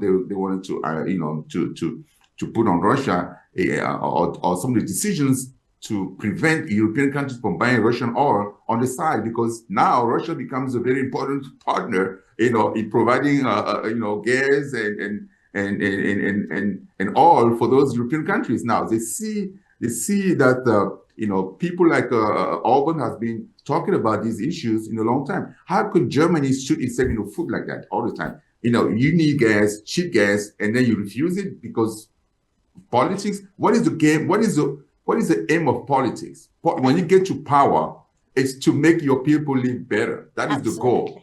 The economy makes better, your people live better conditions. You can't be a government and try to make your people live worse than what you found. You come to power, people were living at $5 gas, and then you take it to $20 gas. Why do you want to do that? This is what Trump is doing right now. Why? That's why we have to look at this election and say, yes, there's a good thing for Orban to stay in power. I personally like Orban. I like the way he resonates in the European policies, in EU decision making. He's a strong guy. I like the way he's very conservative in his ways, especially when it comes to all these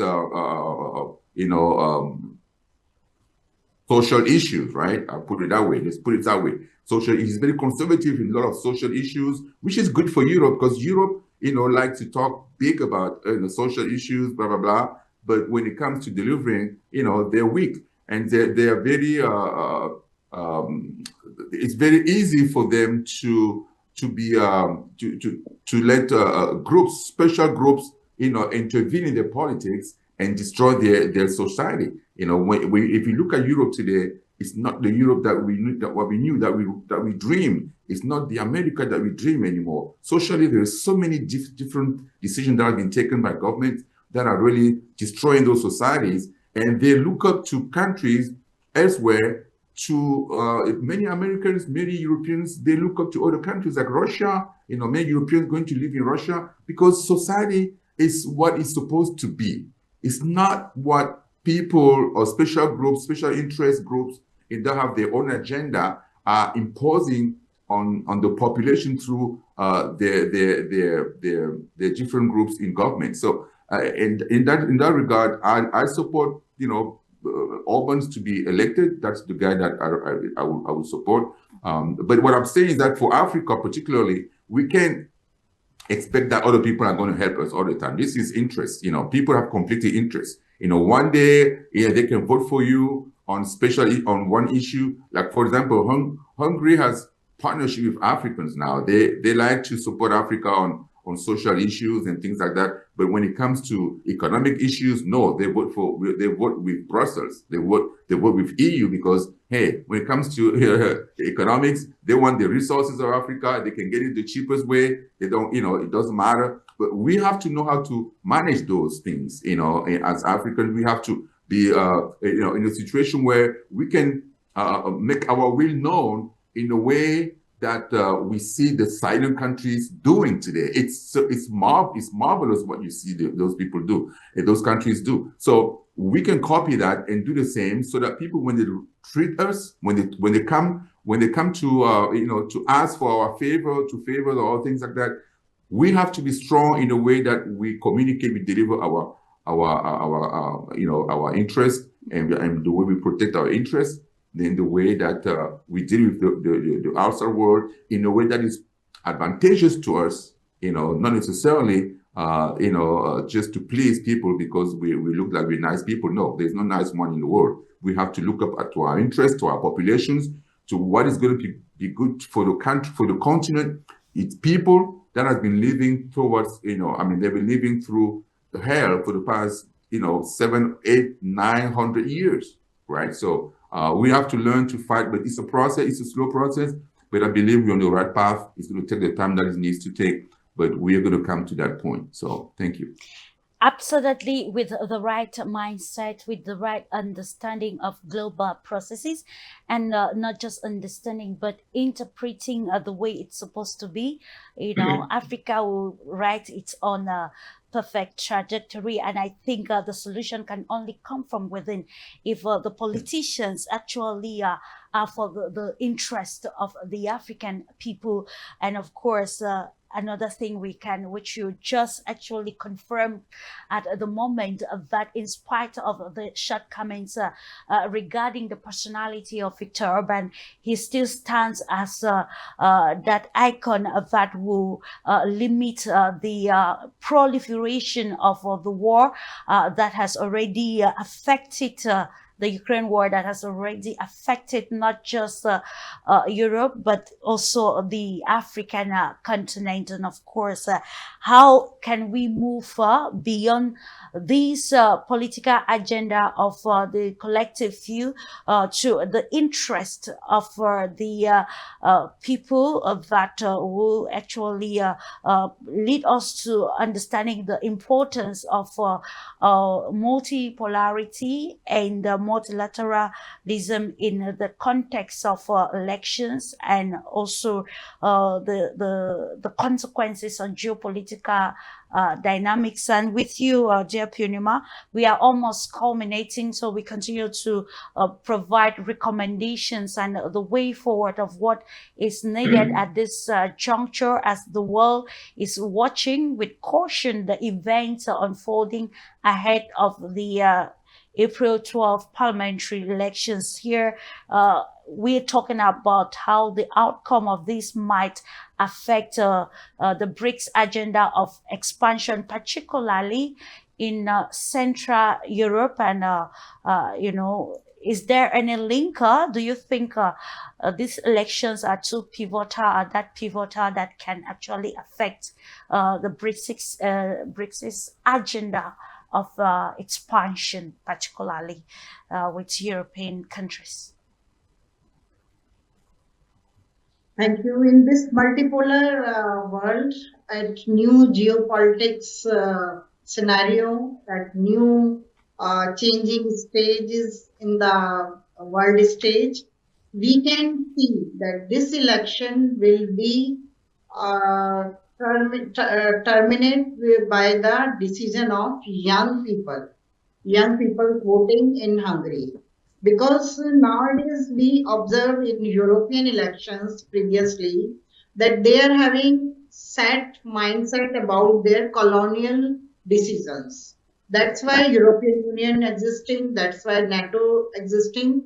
And if we are discussing this today's agenda of your channel, before the war of Iran and Israel, before 28th February, I can say, our decision and observation could be different. But today, when this war is going on between Iran and Israel, everybody can understand the defect of power of colonialism in America.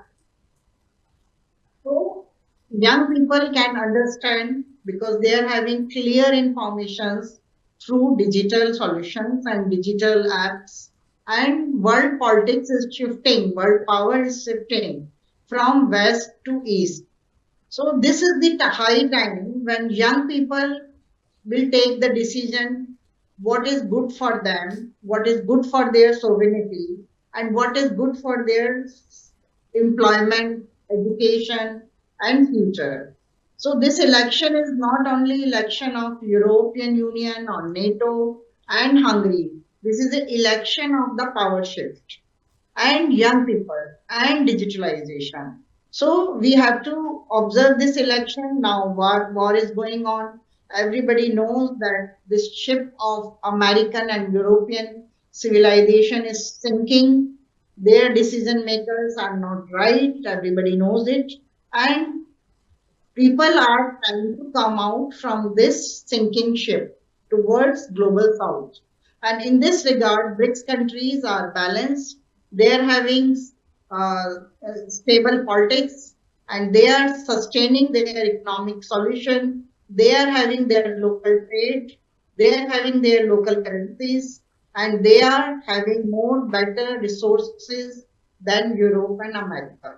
So this all showcase that where is the strength and where is the solution and where is the world is flowing.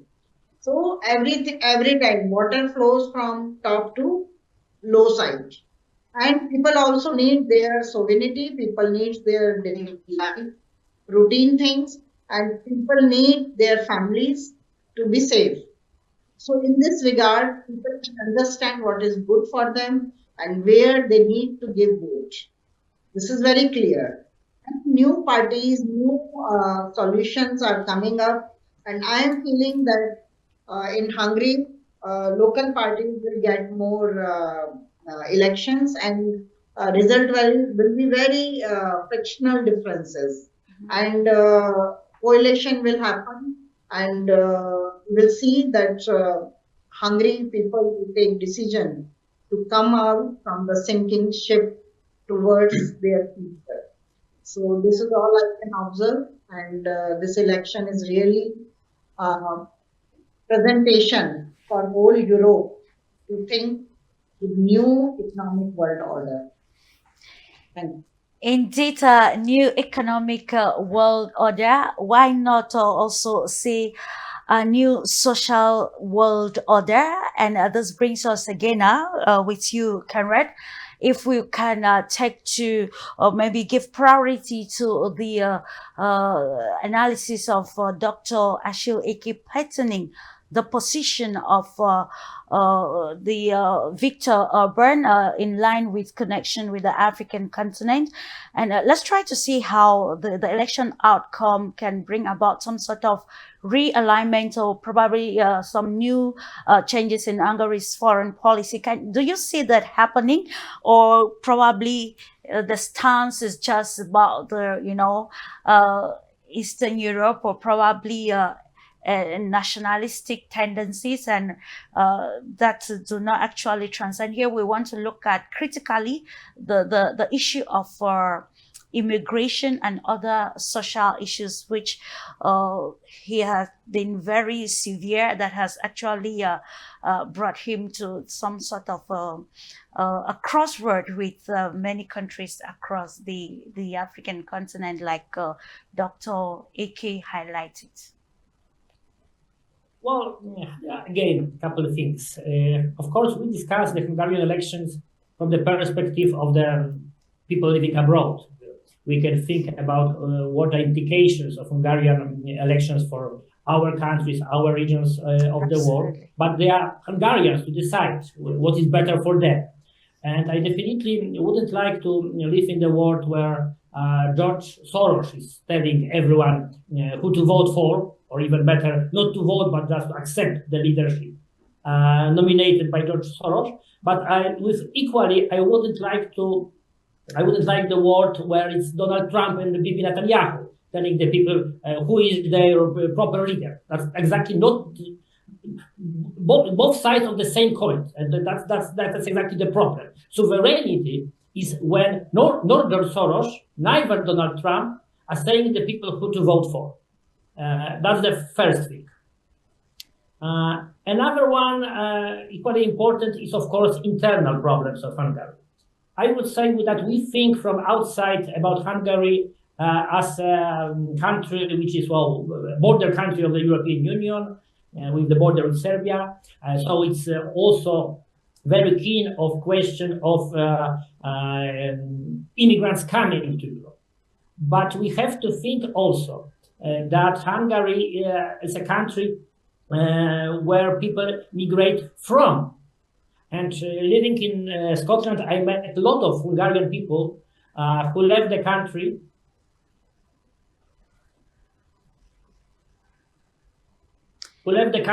because of the economical reasons.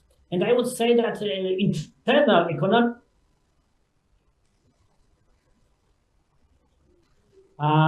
we have to remember that the cost of living in Hungary are really high.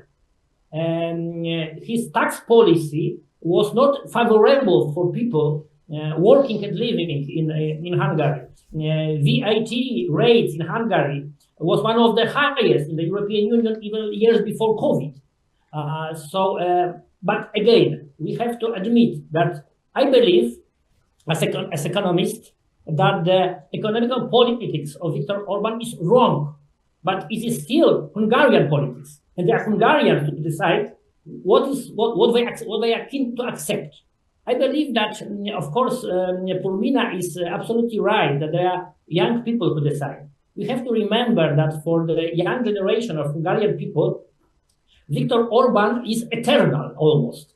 It is 16 years he's in power. And for them, they don't know any other political reality without Orban and without Fidesz. And for them, I can also imagine it could be much more important what the perspectives for them, for their career. If they have to join Fidesz party and just part of this political corruption system constructed as a part of the state capitalism in Hungary, or they are other perspectives. They are, in fact, because of that, quite open for this open society propaganda. But we have to also remember that the main Soros party in Hungary, Democratic Coalition, Klara Dobreva, is falling down in any polls. And in fact, as I said before, we had the play of three players. Of course, there could be some single MPs elected in the constituencies, single majority votes, but they are going to be individuals, if any. In one big regional list with 93 MPs elected from there is 5% their vote, and only three parties now are able to get more than this 5%. So that would be Fidesz, Tisza, and Mihazak. And that would be something which I believe could be even better for Hungary than the one-party victory of Fidesz or Tisza. I strongly believe that it's kind of hanging parliament with Mihazak as tip-the-scale power. It could be better because, as I said, having no competitors, no real competitors in the last several years, made Fidesz party too close, too tend to internal fractional conflicts, to internal corruption as well. Fidesz could be then seen as a party of the past by the young voters. Tisza, in turn, could be seen as a just rebranding of part of Fidesz and part of the Democratic Coalition as well. So if we think about any kind of new powers, any kind of real political change, we have to think about voters who prefer to vote for, of course, considered to be even extremist by the Western analytics, but in fact being very traditional Hungarian political party has done as something, as turning toward something new on the Hungarian political scene. But again, what is the most important lesson for all of us, for all of our countries and regions? That we should push our politicians, our leaders, our political system to accept democratic results of the elections in Hungary. That is, that we should avoid situation like Romania, like in Moldova, that is something from outside decide who is the right elected leader. Because we won't accept this because it's from the other camp. This is not sovereignty. Yeah. This is the political collapse, and this is the political clash between two different camps, which is absolutely opposite to any kind of sovereignty and democracy. Thank you so much. Concluding statement from you people as we run off with today's program. I'll start off with you 1 minute, Thierry Laurent. Of course, what are the chances and what are we expecting should the geopolitical stakes override national interest and probably work for the potential voters as we continue to watch events leading up to the elections in April 12th? Well, actually, that is kind of sometimes kind of situation is making me feeling that this can turn into a situation like it has been happening in Ukraine. We had two parties that were fighting with each other over either the languages or the geopolitical aspect of the alignments of the country. And we all know how this has been ending into a coup that was financed by the westernized countries. And look at the end and the outcome of the situation. We have a country that has been fighting with each other internally, and now it is at war with Russia that is backing up an ethnic part of the country. So basically, I am just wondering if we should not see these kind of things happening within Hungary. You know, when you are pushing too much on one side and you are dissatisfying the other side, there are frustration that can be developed. And we can come out with the same thing that we have been observing in Ukraine. Look at what is happening right now in Moldavia. There are some factions that are pro-Russians that are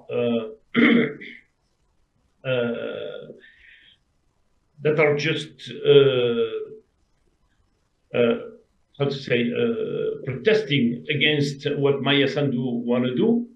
In Georgia, we have been observing the same thing, and systematically speaking, what we have been seeing is the same model. We have Soros that is pushing for major brawling and major protest that can end up into violence. So are we going to observe exactly the same thing? I don't know.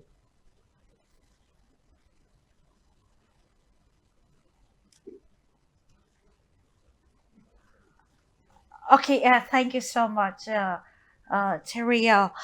Concluding statement from you, Chair Punima, as we watch the political parties crisscross the country with promises, and of course, the real agenda remains at stake. This is today's discussion is very important, and our all colleagues explain detailed things, because like Thierry lived in Hungary and our other colleagues also observing very deeply. But today, after this discussion, I can say that Hungary election will be a historic decision of the Hungary people, that they want to sustain with their previous colonial system of the European Union or NATO, or they want to come out and they want to make the alliances with the global south. And BRICS countries are waiting for their decision, because now new trade routes, new currency exchanges system is developing, and it is high time for Europe to come out from previous systems, because previous system is fracturing. Everybody can see Ukraine-Russia war, Israel and Iran war. So there is no end. If we will sustain with previous war system, NATO system, or European Union colonial system. So now it is high time for Hungary people to write the history and to move towards new world order. Indeed, writing history and bringing themselves in the era of new alliances. With you, what is the way forward? What are we expecting, especially from the economic perspective of it, Dr. AK? Oh, I'm sorry, I didn't follow. I wasn't. Say again, ask your question again. I'm sorry, I didn't The follow. way forward as we continue to watch events unfolding in Hungary. Of course, we have understood the stakes at this juncture. So, what is the recommendation, especially in line with the economic perspective or ramifications of the event or election results? 1 minute, please. Yes, I mean the Hungarian people are going to vote. Not us. We're not very attuned as to what's their interest there economically, socially, and politically necessarily. We can only go by what we see. But we can say Orban has been a heavyweight in the politics in Hungary. So Orban has been a heavyweight, and just like Netanyahu is also a heavyweight in politics in Israel, and so we are looking at those countries, and we know that Orban means well. He's trying to fight for his people, for his freedom to decide. He doesn't want to be associated with a lot of the decisions that the EU has been taking that are against Russia, against its own interests, especially oil. Why would you want to cut yourself from Russian oil that is cheap and that is high quality? Sure. So that is the kind of reasoning that Orban, is bringing to the table, bringing to the Hungarian people. Say, why would you want to vote for somebody who is going to allow EU to cut, resources that Hungarians need in order for them to thrive? Why would you want to follow the line of Germany? What are you gaining in that? Nothing. So stay. I like his politics. Like I said, when it comes to European Union's politics, but the Hungarian people are going to vote based on their interest, and we see what the outcome is going to be. So, that's all we can say here from our perspective in Africa. Here. Thank you. Absolutely, it is their decision to make, but then to ensure that the effects are not dangerous, like Thierry was saying, to ensure that Hungary doesn't look like Ukraine today. And we end up with you, Conrad Rekes, the way forward recommendations as far as the realignment or maybe of policies is concerned, not just in Hungary, but then across Europe and the global world, with the case study of the impending polls. Yes, of course, we have to remember that the situation in Eastern Europe could be very sensitive and even dangerous, even if or when the war in Ukraine or Russian-Ukrainian war will end. Because, we have to remember that the present Ukraine is governed by the mix of the oligarchs, direct, straight Western agents. And when Ukraine lose this war with Russia, which is absolutely obvious, it's just a question of time and a question of how big is this disaster is going to be. After this war, these neo-Nazis and oligarchs could be interested in raising any other conflict with any other of neighbors, just to cover this collapse of the regime. And we have to remember that at least, that all countries, all neighbors of Ukraine have border conflicts with Ukraine. So we can very easy to imagine that another conflict perpetuated by the Kiev regime would be with Hungary and about a Hungarian minority living in Transcarpathia region. It could be conflict with Romania and Romanian people living north of the borders in Bukovina. It could be as well conflict with Poland, which a lot of lands on both sides of borders are subject of border dispute for many years between Poland and Ukraine. So another conflict, armed conflict in Central Europe is absolutely imaginable. And election in Hungary is also element of this possible confrontation, because we have to remember how Zelensky's regime is looking at Budapest as a main obstacle to get more money for this, golden toilet seats they would love to have in Kiev. But again, seeing all these threats, all these hazards they are strongly related to the elections in Hungary. I would say again that I'm a bit aside and I'm a bit skeptical, and I wouldn't take a side in the confrontation when on the one side are allies of Volodymyr Zelensky, on another side are allies of Bibi Netanyahu. Sorry, in such a conflict, I'm aside. Thank you so much. Of course, the stakes are really high, and of course, the crossroad is still very complex and cumbersome. The web, of course, difficult to detangle at this juncture. But then we continue to follow the events leading up to the pivotal parliamentary elections and how this is going to shape or reshape the dynamics in within the EU, of course, inside Hungary, and of course on the part of Russia and other stakeholders, USA and the other countries also having direct or indirect stakes in these in the outcome of the elections. And it is on that note, ladies and gentlemen, I want to take this opportunity to say thank you to the panel of experts for the diverse views and analysis regarding the elections in Hungary, and of course how it affects the global dynamics of power structures. And I think that at the end of this, our viewers out there should have understood the extent on which elections actually define some sort of structural power dynamics, and of course how we try to analyze globalist interest versus national interest in times of elections, choosing what is very beneficial for the people.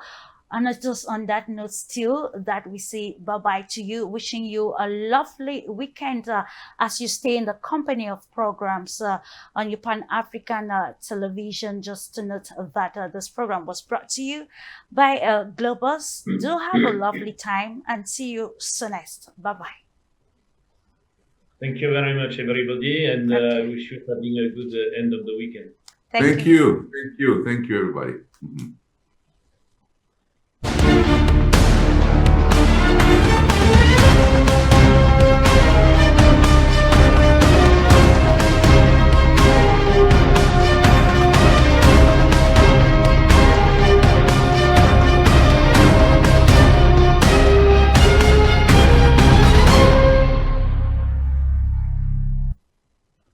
This program is brought to you by Globus.